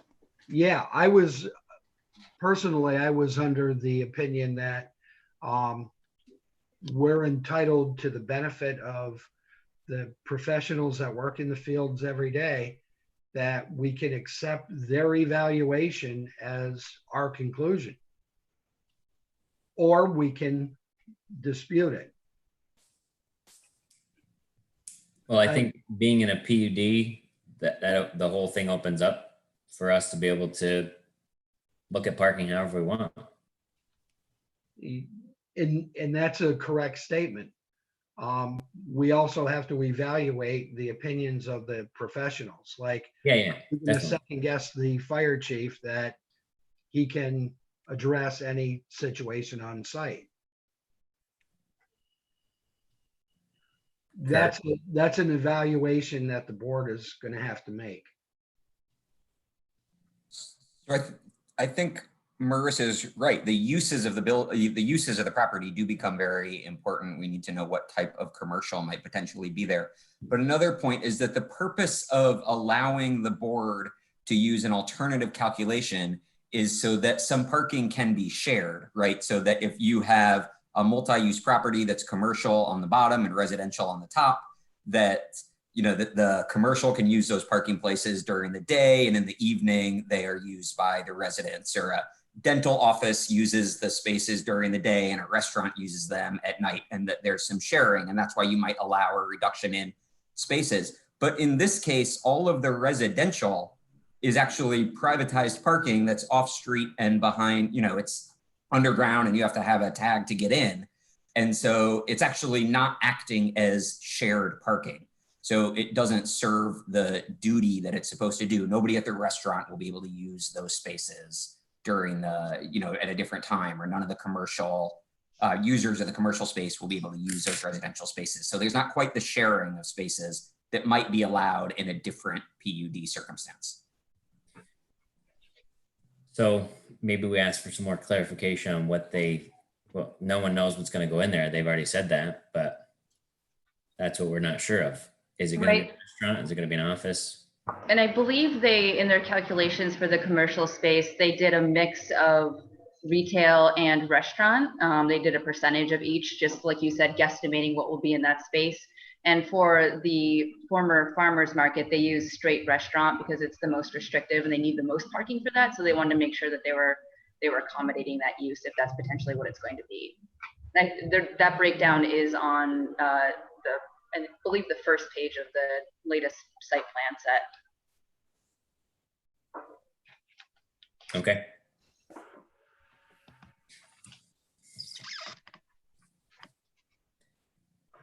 So are we okay with I? We're going to revisit it? Yeah. Or does anyone have any concrete changes to make right now? No.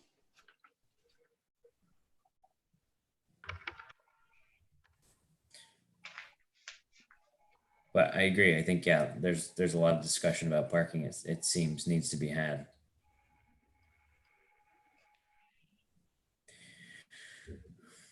Okay. So down to M, I'm okay with just striking that. Anyone against that? No, I agree, strike. Strike. Okay.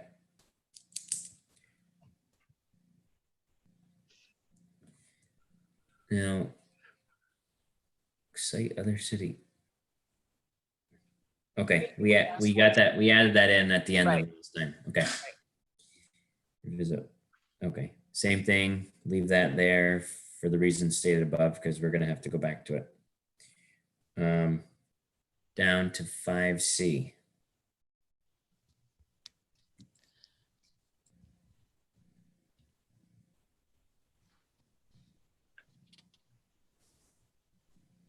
Right.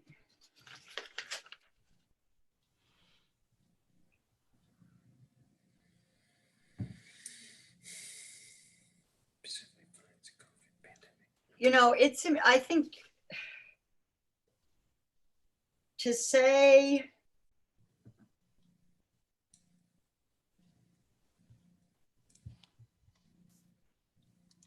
I don't think that it's appropriate enough for us to say, what's my comment? We don't usually, yeah, the timing of the construction and the completion related to the ongoing pandemic. I don't think it's prudent to say that it will not change the findings. We have no idea. Right. I mean, if there's another shutdown, then, you know, everything comes to all stop, regardless of how soon or how much later that happens. So the portion there where it says the timing of construction and completion related to the ongoing pandemic, I think that should be stricken because it actually could very well be impacted. I don't think we could have any findings about COVID-19 unless those findings are just, we don't know what can happen in the future related to COVID-19. I mean, I think there's the need for housing. So maybe we state that based on the economics or the economic environment prior to COVID-19, these things seemed sustainable. But as after March of 2020, COVID-19 has put all of that up in the air and we cannot come to a conclusion. Is that? Well, I don't necessarily, and this might get. Does everyone not agree that it was okay before the pandemic? No, I think that there is a need. I think there's definitely a need. And I think that the fiscal and economic conditions for the project, well, again, whether or not Prime is going to, be able to access the money to do this, that's something that no one can determine regardless, COVID or no COVID, because look at what happened in Burlington. I mean, they went belly up and they can't blame that on COVID or recession. They just went belly up on their Church Street project. So I think there's a need for the housing. And I think there is the need for this type of commercial space. But referencing anything, and that's COVID or no COVID. The rest of it, I don't think is something that we ever had any control over. So I don't see the need to even address it. But Milena, we don't have any studies to reference that have been, or do we? We do. In 2016, there was a Durkee Street real estate market analysis and financial feasibility study completed. And we could reference that here. We talked about that in our last meeting and possibly including that as a reference, as I read. Okay. Okay, and I was talking about the sustainability and economic situation for Prime, actually, not about for the city. I thought that was referencing Prime, you know, being able to access the funding to make this happen, even with COVID. And under any circumstances, we don't know what Prime's economic standing is. But yes, you know, for the fiscal and economic condition of the city, I personally think that this is something that there's definitely a need for. Okay, well, let's break this up as pre-COVID and current COVID. Do people on the board not agree that this wasn't needed before COVID? That's what some people are saying. I think it is needed. Okay. So we can state that based on the study. Yeah. Reference that and Right. saying moving forward, there's no certainty moving forward of the economy. Well, we're not. I would argue that regardless of,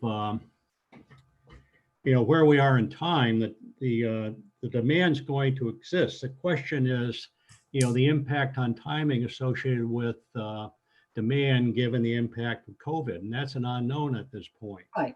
So maybe just get rid of the last part of the sentence that references the Yes. timing of construction. Yep, Well, absolutely. the actual question that we're being asked is, will the council's finding statement change due to COVID? We're not being asked if the construction's going to be changed. We're being asked about the council's findings. Right, and that all goes back to the 2016 study, right? No, it's a decision that the council should have to make. Right. Not asking us to evaluate if they're going to change their finding statement based on it. They can't change it. We have no evidence. They could revisit it because of the change in economics nationally. But how can we make a statement that COVID's going to change the Common Council's finding statement? I don't understand that question. I don't Maybe Mark. think we can predict it. We would need that in here. A good point.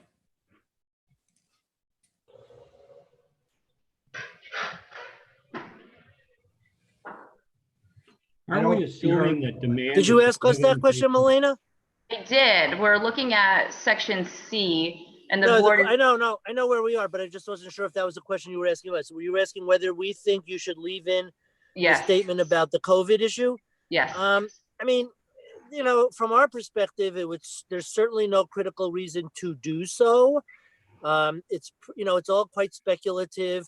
And in reference to one of the comments one of you, the board members, just made, our understanding is if you want to talk about the city's financial status, that's one thing, but you can't really delve too far into what the private party applicant's financial status is. I mean, whatever the private party applicant does, and again, I'm speaking generically now, whatever a private party applicant does economically, it does at its own risk. But so from our perspective, it's quite speculative. No critical reason to leave it, or if you want to take it out, take it out. If you want to leave it, leave it. We don't have a strong opinion about that as a legal issue. So I mean, we're in the fiscal and economic conditions section, and I think since COVID's happening, should we just have some statement in there? I agree. I think you could just have a statement that because COVID happened after the entire GEIS, that the whole entire COVID issue was not and is not addressed in the document, that we're giving findings on. You just make a statement. Right. It was I not. think that's fair, Marissa. Yeah. And then none of this speculative stuff that, Right. Yeah. Kurt, what do you have? My question is, I agree with what Marissa just said. My question is, because it was not addressed in the GIS, which was written before COVID, are we within the planning board's rights? I mean, we do have to come to some finding about the economic conditions of the project in the city. Are we within our rights to ask for a supplementary study of the project's viability going forward in a post-COVID context? So, Mark. No way of knowing. No. Can we request that a third-party study be done? Yeah, but there are people that can decipher this kind of thing. Well, that's the kind of the concern that, secret can't rely on speculation, and nobody knows. Nobody has that crystal ball to know what's going to occur. So yeah, that would set up a possibility. But again, well, no, of course, but we hold on. conduct financial studies about other things in the city. Sure. Why would we not conduct one now? Hold on. Sorry, Derek. So, Mark, this goes back to the question of, we are finalizing a finding statement based on a GEIS that was written before COVID-19. So are we bound by what was written back then before COVID-19 and only that? Not sure what you mean by bound by, Derek, but the GEIS and it's, the various things to which it refers to a bunch of stuff. The GEIS and the various things to which it refers are the SECRA record for your consideration and for the other involved agencies as well. For two reasons, it'd be pretty hard to support the idea of trying to rewrite it.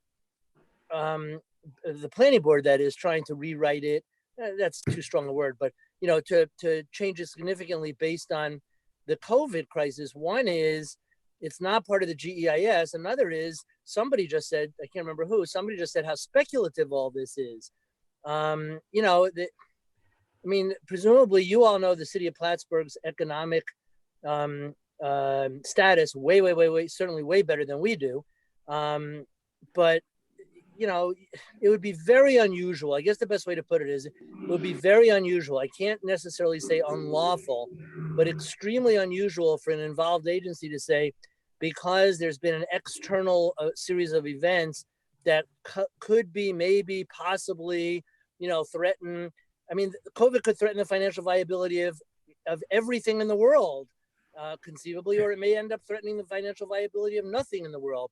It's hard to have that. It's not hard. It's impossible to have that perspective and ever wrap up any document. You can only what if so many things.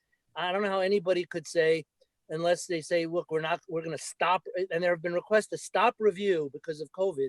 And the law doesn't really support stopping review because of COVID. So I think that being the case, it would be too speculative to try to rewrite or, significantly change based on speculation. Okay. So I think the statement that when the GIS was written, COVID-19 had not occurred yet. Moving forward in a COVID-19 world, the economy and the financial fiscal conditions are uncertain for this project. And why even go there? Why? I mean, just say this occurred prior to the COVID-19, and that's an acknowledgement. Because isn't the fiscal and economic conditions something important to our finding statement, that we're saying that it's, it's important. Yes, we're not. The importance of that. Oh, sorry, Derek, go ahead. No, I was going to say, I don't want to go so far as saying we're the ones deeming whether this is, financially feasible or not, because that's not our job. No, it's not. And that's well put. The context of the SECRA finding, I'm using that singular on purpose. The context of the SECRA finding about balancing social and economic benefits and social and economic considerations is that many, actions, including at least some of the actions that are part of DRI, presumably have some environmental impacts. In other words, some of them have some environmental impacts as opposed to zero environmental impacts. The purpose, both express and implied, from when SECRA was adopted in 1976 through now, The purpose of that balancing of social and economic considerations is so that an agency can recognize that some actions do have some environmental impacts, but if they have social and economic benefits, then it's okay to have some environmental impacts. And it's okay to balance and factor in and consider the social and economic benefits as countervailing considerations to having some environmental impacts. It's hard to imagine, this would be the end of my legal advice because I'm not going to go further than legal advice, but it's hard to imagine a credible scenario where even if the various DRI projects are able to go forward despite COVID, somehow they will have negative economic impacts. We haven't heard anybody say that. We've heard people question whether they can go forward because of COVID, but that's different than saying, even if they go forward, they'll have negative economic impacts. So, if you're looking at whatever the positives might be, you certainly, as an involved agency, do not have to guarantee that the positives will happen. You do not have to make any finding that they're going to happen. You can just look at what the potential positives are to weigh against environmental impacts. Does that make any sense? Yes. Yeah. Thank Okay. you. So Garrett, can we break that down into two separate categories? I think category one being C, that it may not change the Common Council's findings. And then we create an economic statement of our own. Just like Mark said, we could duplicate much of what he said. You follow me? Because the statement says that conditions will not change the Common Council's findings. We could simply say the conditions may not change the Common Council's findings, and then go on to make our own statement similar to what Mark had said. So the first statement may not change the Common Council's findings due to COVID? Yep, and then create our own, because we don't know that the council will change their findings. So leave it at that. It may or may not change it. But as it pertains to our board making a COVID impact statement, we do that under D. Okay. So under D, is that in D, are we then making the statement that the need for housing and this type of commercial space is based on that financial feasibility study? I mean, is that fair? I would say that's fair. Okay, so you've got everything you've gotten so far. Need for this, okay, wait. Project due to nature, communal housing, need for city of Plattsburgh. Okay, so maybe move down, Milena, the Durkee Street real estate market and financial feasibility study to the next, to D. Okay. So a period here and then. Yeah, after city of Plattsburgh, right before Durkee.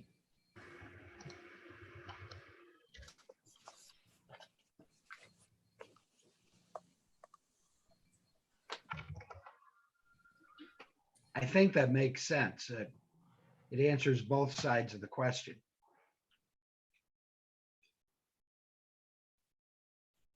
Is that D supposed to be a sentence? It's not. I'm looking at it right now. It's She's recrafting the language.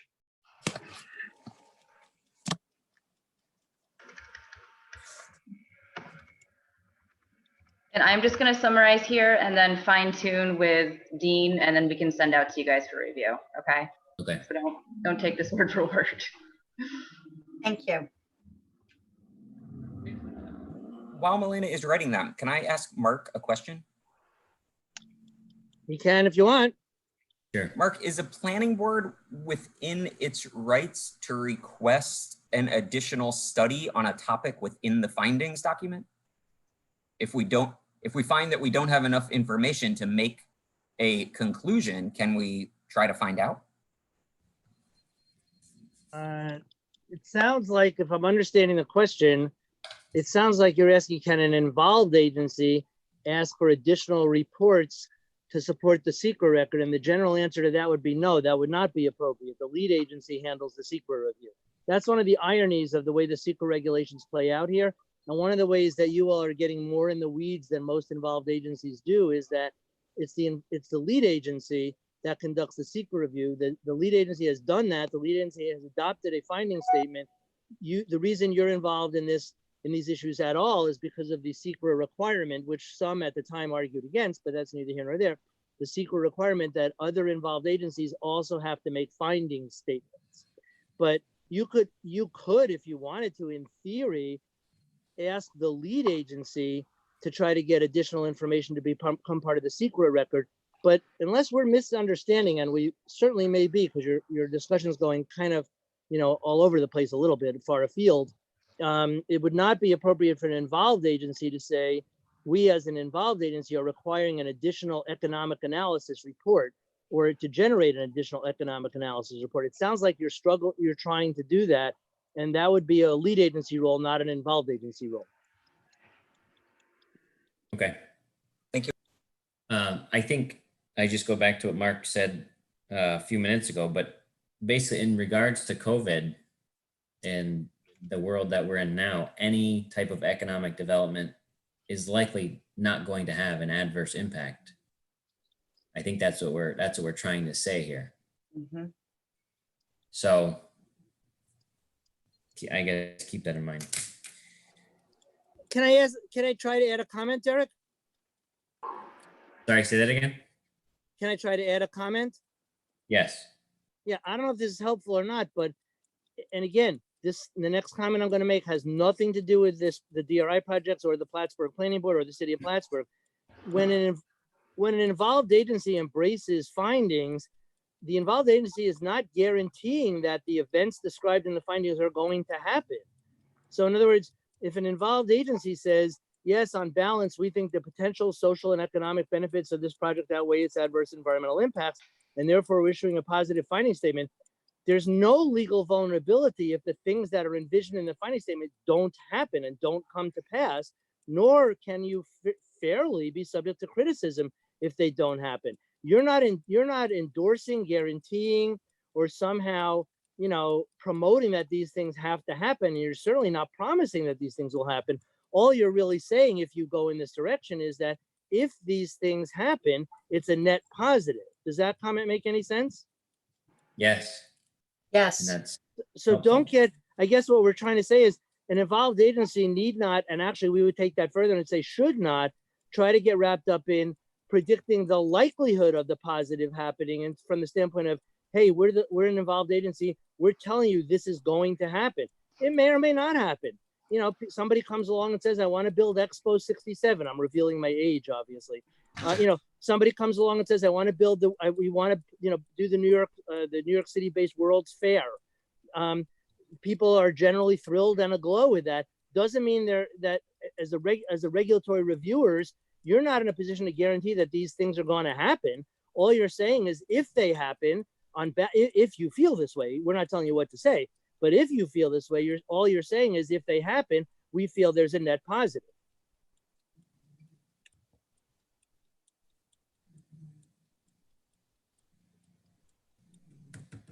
That makes sense to me.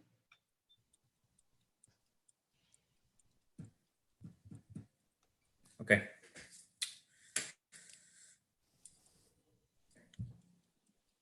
So we'll leave the statement, the next one, obviously, and then also in 6.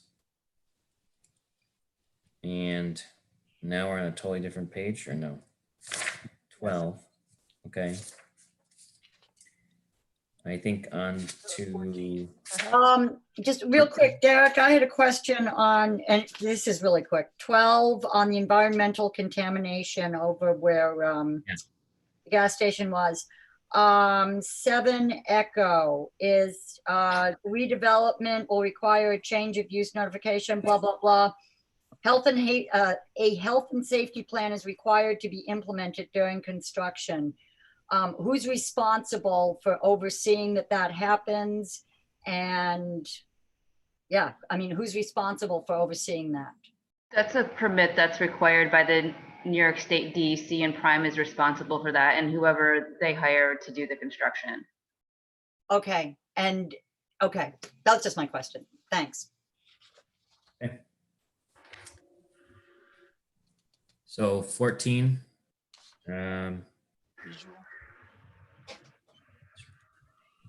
F. So danger of safety risk, insert letter date. I can get that. The letter we got, okay. All right, so 9A.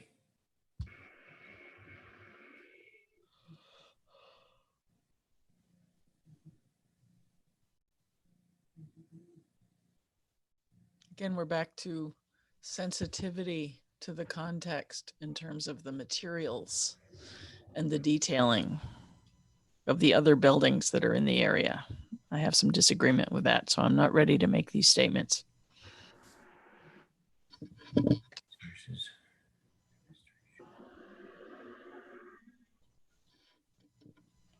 Okay, so I think that's in the same category as the building materials. Yes. So we leave that one, and I guess we could change that one to the comment to just revisit upon finalization. Or we had the quote and proposed to maintain sensitivity. So just add to that. Okay. Same thing with C.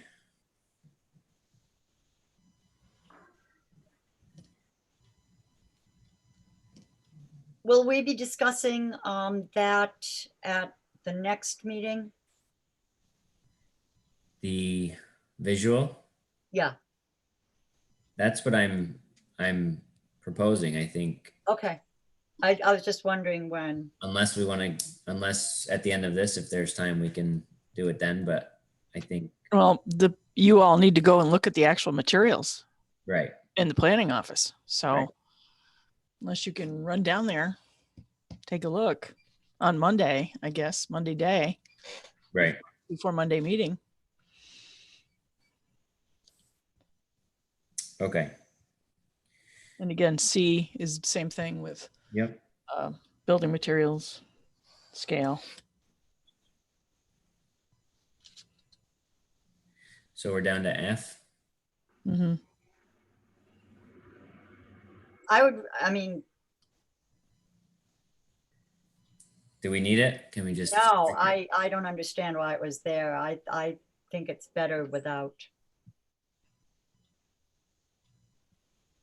I'm okay with striking it. I am too. Me too.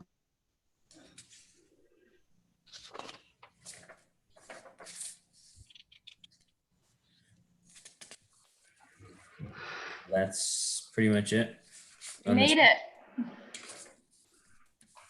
Okay.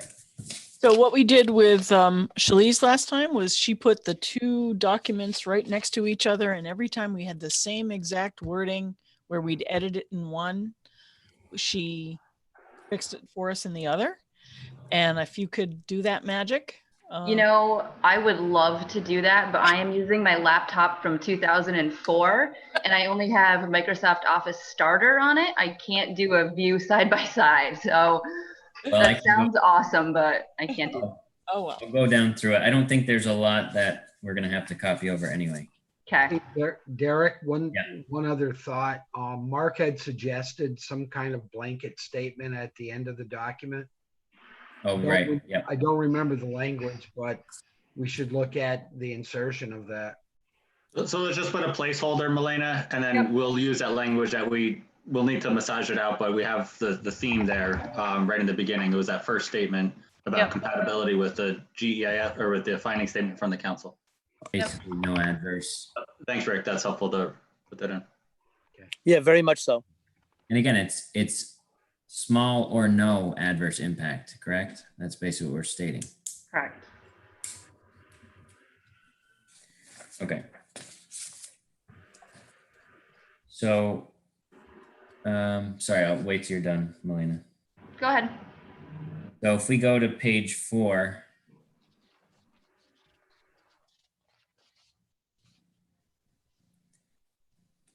maybe, so if you just keep that one, if you keep both open, we can go back to the other one. I can do this side by side, like the not sophisticated version of that. You'll excuse me for a minute. I'll be back. Ditto.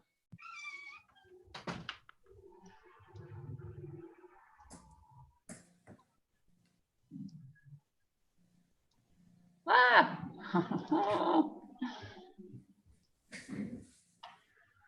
I'll be back in 1 second.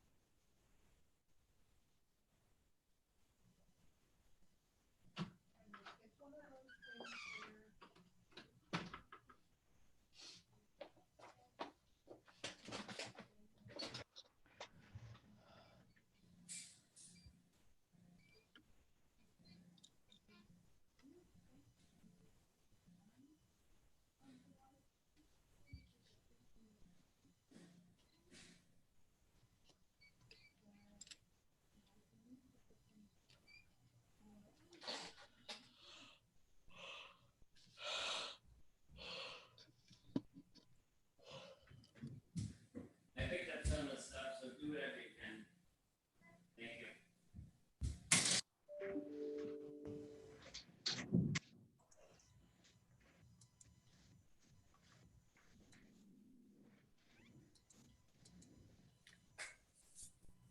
Okay, are we side by side or just opening up one and opening the other?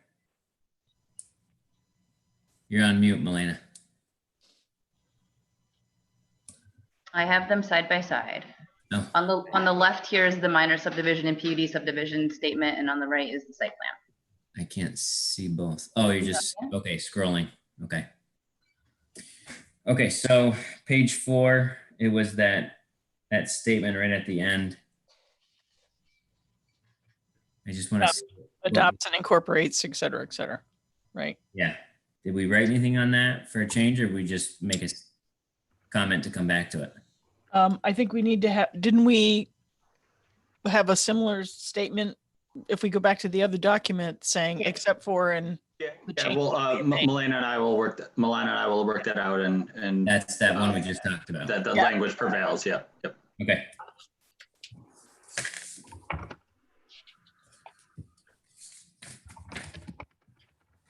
Okay, so then on page 5.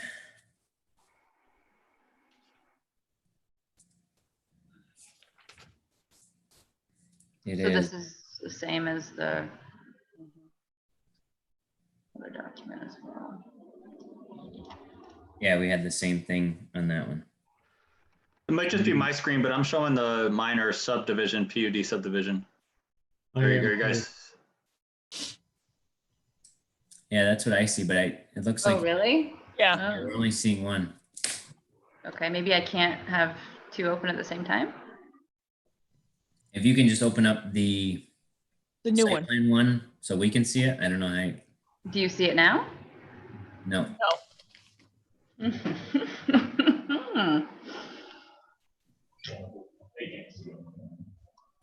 I might have to stop sharing and reshare my screen. Okay.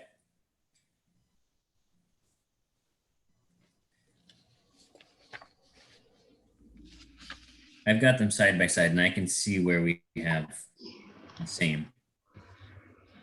Site plan. Just to give everyone a heads up, I think Mark and Jackie had some scheduling issues with 3 o'clock. I don't know if that's still the case, but if so, we should try to get as many questions to them now than later if we're going to go run past 3. I think it'll be close, but just in case. Yeah, this is Mark. I mean, I'll be able to stay a few minutes longer. We've already lost Jackie. I'll be able to stay a few minutes longer, but Dean's right. We won't be able to be on for much longer. So if you do have questions of us, please fire away as soon as you reasonably can. Okay, so you're on page 5. Yes. Okay, so we were on B1, capital B, number 1. Yeah. There you go. Okay, so that must have been moved down. Yeah. So scroll up. Yeah, are consistent with the city's community plans. I don't know what we wrote there. It's the,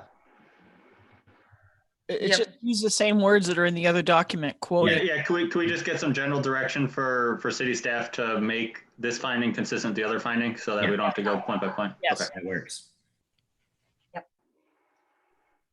And I think we removed that. All right. B is the same thing, whatever we did there. I think we just struck it, but you can reference back after. Okay. 6, there was no comments. We just made changes. 7. Evan's a That's one of blanket, those. blanket statement. Okay. That's on hold. 2 down below 2, that's the same. Nothing on 8.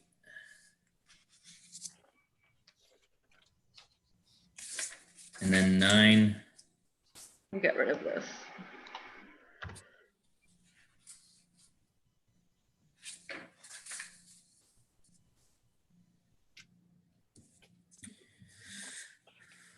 We've got 9, which is page 9, which is parking numbers 3, letter M.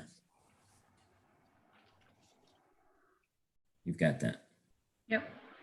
Yeah, we're deleting that. Yep. Got it. Okay. All right. Number 4, fiscal and economic conditions. I would say just refer back to the other. That whole COVID paragraph thing. We broke that one into 2 statements. So page 10, that's just 2 of the blanket statements that need to be changed. And then page 11, I think we just got rid of that, but you can reference back. It would be D, yep. Yeah, we deleted that. And then again, just the blanket statement. I don't know if we put that at the end or the beginning of the other one, but The end. okay. Can I ask that blanket statement not only say, except where we have basically added comments or language, okay? But also, I don't know how to phrase this, where we have omitted language. So if we pulled something out and deleted it, that was a finding in the city's findings, the Common Council's findings, and it is now not here, we aren't agreeing to adopt it just because it was in their document. This is Mark.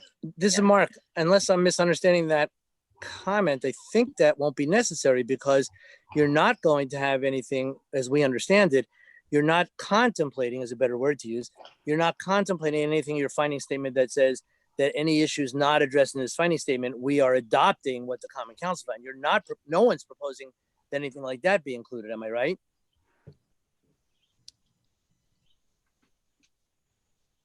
I'm not following, but Yeah, Oh, sorry. I think that the question was, should we include something in the, and if I misunderstood the question, just tell me. I thought the question was, should we include something in what we've sometimes, what we call the blanket statement, indicating not only that any inconsistencies within the document, that what the planning board has specifically stated trumps, so to speak, what is in the common council's finding statement. I thought the concern or question just asked was, should we also include something that says anything that we have not spoken about in our finding statement that may be addressed in the common councils, we are not necessarily supporting. Wasn't that the gist of the question, or did I misunderstand? That was the question. Right. So, right. So what I'm saying is that I don't think that's necessary, because you're not, as we understand it, at least, no one's proposing that the planning board finding statement say anything that could be interpreted as, we hereby adopt everything in the common council's finding statement. Whether it's addressed in our finding statement or not. We haven't heard anyone suggest that. So if no one's suggesting anything like that, it doesn't sound like it would be necessary or even necessarily helpful to have something added in there about things that are not in the finding statement. So just inconsistencies. Yeah, I guess that's what we're saying. We agree, or we may even have been the ones that suggested the blanket statement addressing potential inconsistencies in the two statements, but we're trying to not muddy the waters or make things more complicated than they have to be if we can. And in that regard, we're thinking you don't need to add anything about things that are not in the statement. If you say so. I just afraid because the first wording, even though we have you say the belt and suspenders, even though we have that statement, the earlier statement that it's piggybacking off of says we do adopt everything that was in their statement, including the things that we've omitted. That's what I'm worried about. Well, okay. So Dean has stated this more articulately than I have, but we think we understand your concerns, and we're going to try to craft some language that addresses those concerns, and we'll be mindful of your concern about things that are omitted as well, and try to add some verbiage along those lines. Does that seem reasonable? That is reasonable.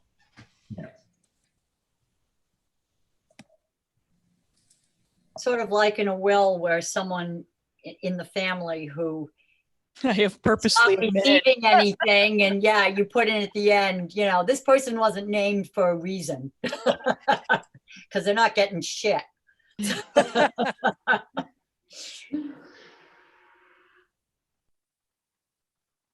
Okay. Okay. So does that kind of complete everything we wanted to talk about in the finding statement as far as what we can right now? Yes. Does anyone have any questions they want to bring anyone in for at this point, or do you want to wait until Monday? Meaning Prime. No. Because we're going to have them on Monday.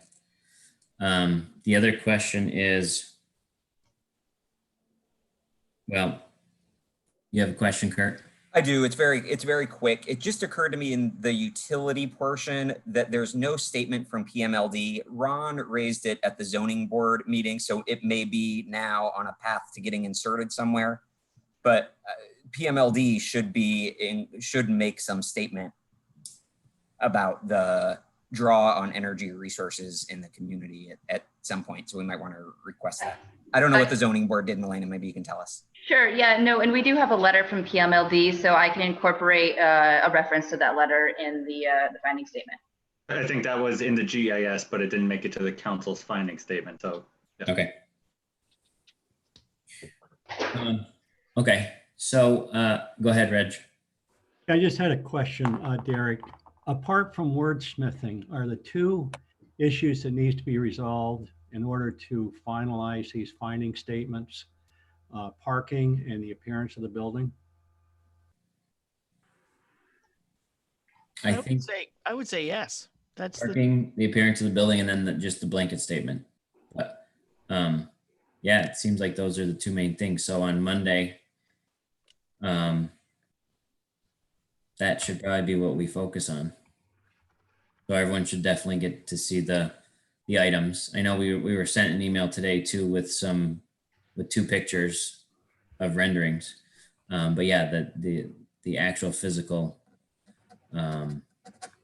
items that are down at the building inspector's office. So They're we'll make actually an effort to upstairs do in the those planning on office. Monday, right? Oh, they're upstairs. Okay. Elena, Sorry. what time is, What was what that time is question? what time is the office open until? 8 to 4. Okay, so after this meeting, I could walk over and take a look? You sure can. Can I ask a question about Monday? Monday's a normal meeting, right? Ma'am. Yes. Do we have a packet? Is there a, Everything was emailed to you in Dropbox, and I oh, put a message that said if you wanted hard copy packets to let us know last week, we would print those for you, and I never heard from anyone. I didn't even get the email. Sorry, didn't see it, or it's lost or something. Who knows? We'll find it. I thought it was just the, I have the package. I still have the two churches. You know, I saved my paperwork, right? Because presumably if they're coming back, it's just a little bit of additional information. okay, I see it. And then anybody, who's on the agenda? Just give us We a, have 2 new projects on Court Street, 119 Court Street. I'm going to mix these up, but one is asking to replace siding, and the other one at 120 Court Street, I believe, is asking to replace a roof, or it could be switched. I don't know, but it's a roof replacement and siding replacement on Court Street. okay. So I was gonna say, do we want to switch the order and put prime first? I haven't looked at the agenda. Are they're last, I assume? Yeah. Or even start, I guess it's too late now to start earlier. It was too late to advertise starting much earlier, like 4 instead of whatever. 6:30. Yeah. So, I mean, that's an option. If we think we can get through prime, you know, I mean, at least we can set a time limit and see what we can get done. I mean, we can't vote anyway. Right. We can't vote on the resolutions. We can finalize and vote on the finding statements if we want. But I think there's going to be, obviously what we need is some discussion with prime first, then go back to the finding statements, which it's probably going to have to be revised by you guys in the office before we can finalize it and look at it again anyway. Right? So, you know, maybe we can, I mean, it's an option if we want to push prime to the front, get that done, and then move on to the rest. I think the key is each of you needs to print out those draft resolutions, and as opposed to trying to read it on a screen, spend the money, print it out, get your red pen out, and see whatever's in there that you may or may not be happy with, that of related to things we've talked about in terms of parking and or exterior appearance of the building or anything else that's in there. It's a very, very long resolution. Oh, and I noticed that whereas was spelled wrongly somewhere. It's that whole thing that spell check doesn't check stuff that's in capitals. But anyway, that's the easiest way to actually sit down and be prepared to discuss the interaction that we've got between what's in the findings and what's in the resolution. So Well, now, that's the homework assignment. Melissa, when did we get They were emailed as Word docs, I think. I've got them. I saved them. Resolutions, yeah. I can print stuff for people if they'd like me to print resolutions, and you can pick them up here. That's easier. oh, if you printed me a copy, that would be great, and I'll come by and pick it up, Elena. Yeah, because sometimes us oldsters, it's really hard to just read something on a screen and make notes about it and whatever. The highlighter and the red pen or the saving grace. If I could pick up a copy as well. Sure. Thank you. Go ahead, Kurt. I just have a quick question. I'm curious, Milena or Dean, has the mayor said anything about any criteria that he's waiting for to begin holding city business in person again? I can't think of anything offhand specifically. I know he's looking for the governor's lead on the New York pause. Oh, and then just kind of a side tangent answer to that question. I believe the governor's current executive order, which allows these virtual meetings, is in place until July 6th, at least. May be extended further, but currently we're good till July 6th. Okay.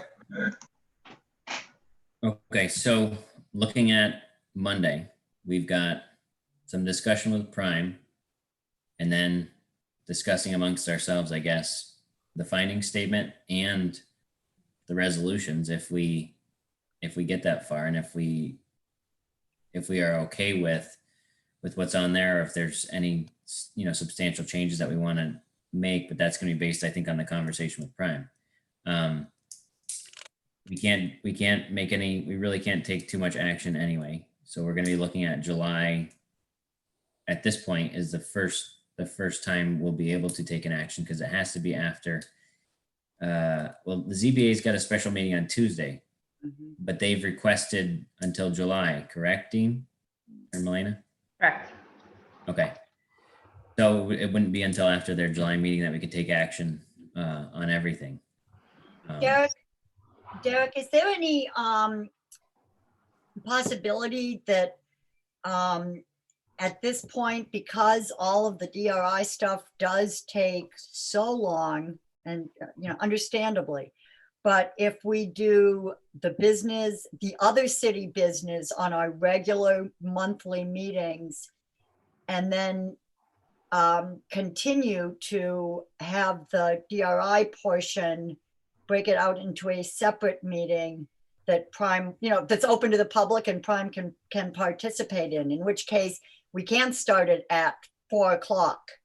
And, and then if it takes 4 or 5 hours, it's not 1 o'clock in the morning, because truly the DRI, that's what's eating up the time. And right. Yeah, I would. I think there's, after Monday, I think we'll have a better idea if there's a need for like another special meeting halfway through the month, or 2 weeks after that. I think we want to keep at least some discussion with Prime and get some things ironed out, because they may have to give us more information. They have to, send more renderings, send more samples, whatever, however that kind of plays out. They may have to do some more parking calculations, whatever it is. I'm just looking ahead at some of the questions. They're gonna need time to turn that stuff around. And if we wait until, 2 more weeks, to do a special meeting just for them without, addressing it on Monday, then, it's gonna push things out further. I mean, I was thinking more like Tuesday or Wednesday, like literally do the siding and the roofs and the other projects on Monday, and then Tuesday or Wednesday, schedule a meeting with Prime, open to the public, for hashing this stuff out and starting it at 4 o'clock. I'm just throwing that out there. yeah. Well, I think if everyone wants to just keep the agenda the way it is, and we see, we could potentially get through, St. Peter, St. John should be relatively quick. Right. Based on what they're going to bring back to us. And then the other 2 are just roofs, right? In historic, Melina? Yes, roof and siding. So, Well, they're very quick. not to rush them, but I think those things shouldn't take too long. We can at least get something started with Prime and see where we're at on Monday night, and then schedule something, for a week or 2 out before the July meeting. Got it. Sounds great. Okay. Dean, one question. Do we also have to request, a postponement because we can't vote? Or are we just bound because ZBA can't, so we have to? So yeah, I want to preserve the record and make sure everyone's on the same page. So it would be I don't say a request, it would be a discussion with Prime on Monday. Okay. Okay. So does anyone else have any questions? Do you want to ask any questions now of Prime to get things started, or do you want to just wait till Monday?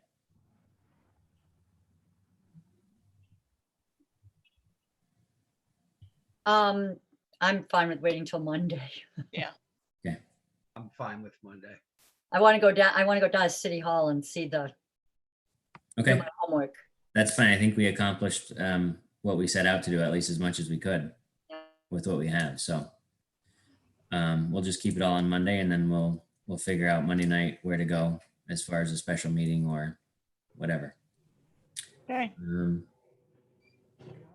If nothing else, I guess we just need a motion to adjourn. I'll make a motion to adjourn the meeting. I'll second. Do I have to do roll call? Okay. Marissa Gilbert, Yes.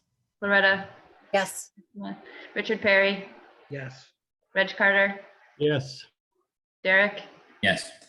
Kurt. I don't think I vote. Okay. Never mind. I take that back. All right. Thanks, everybody. All right, thanks. Thanks, everyone. Have a good weekend.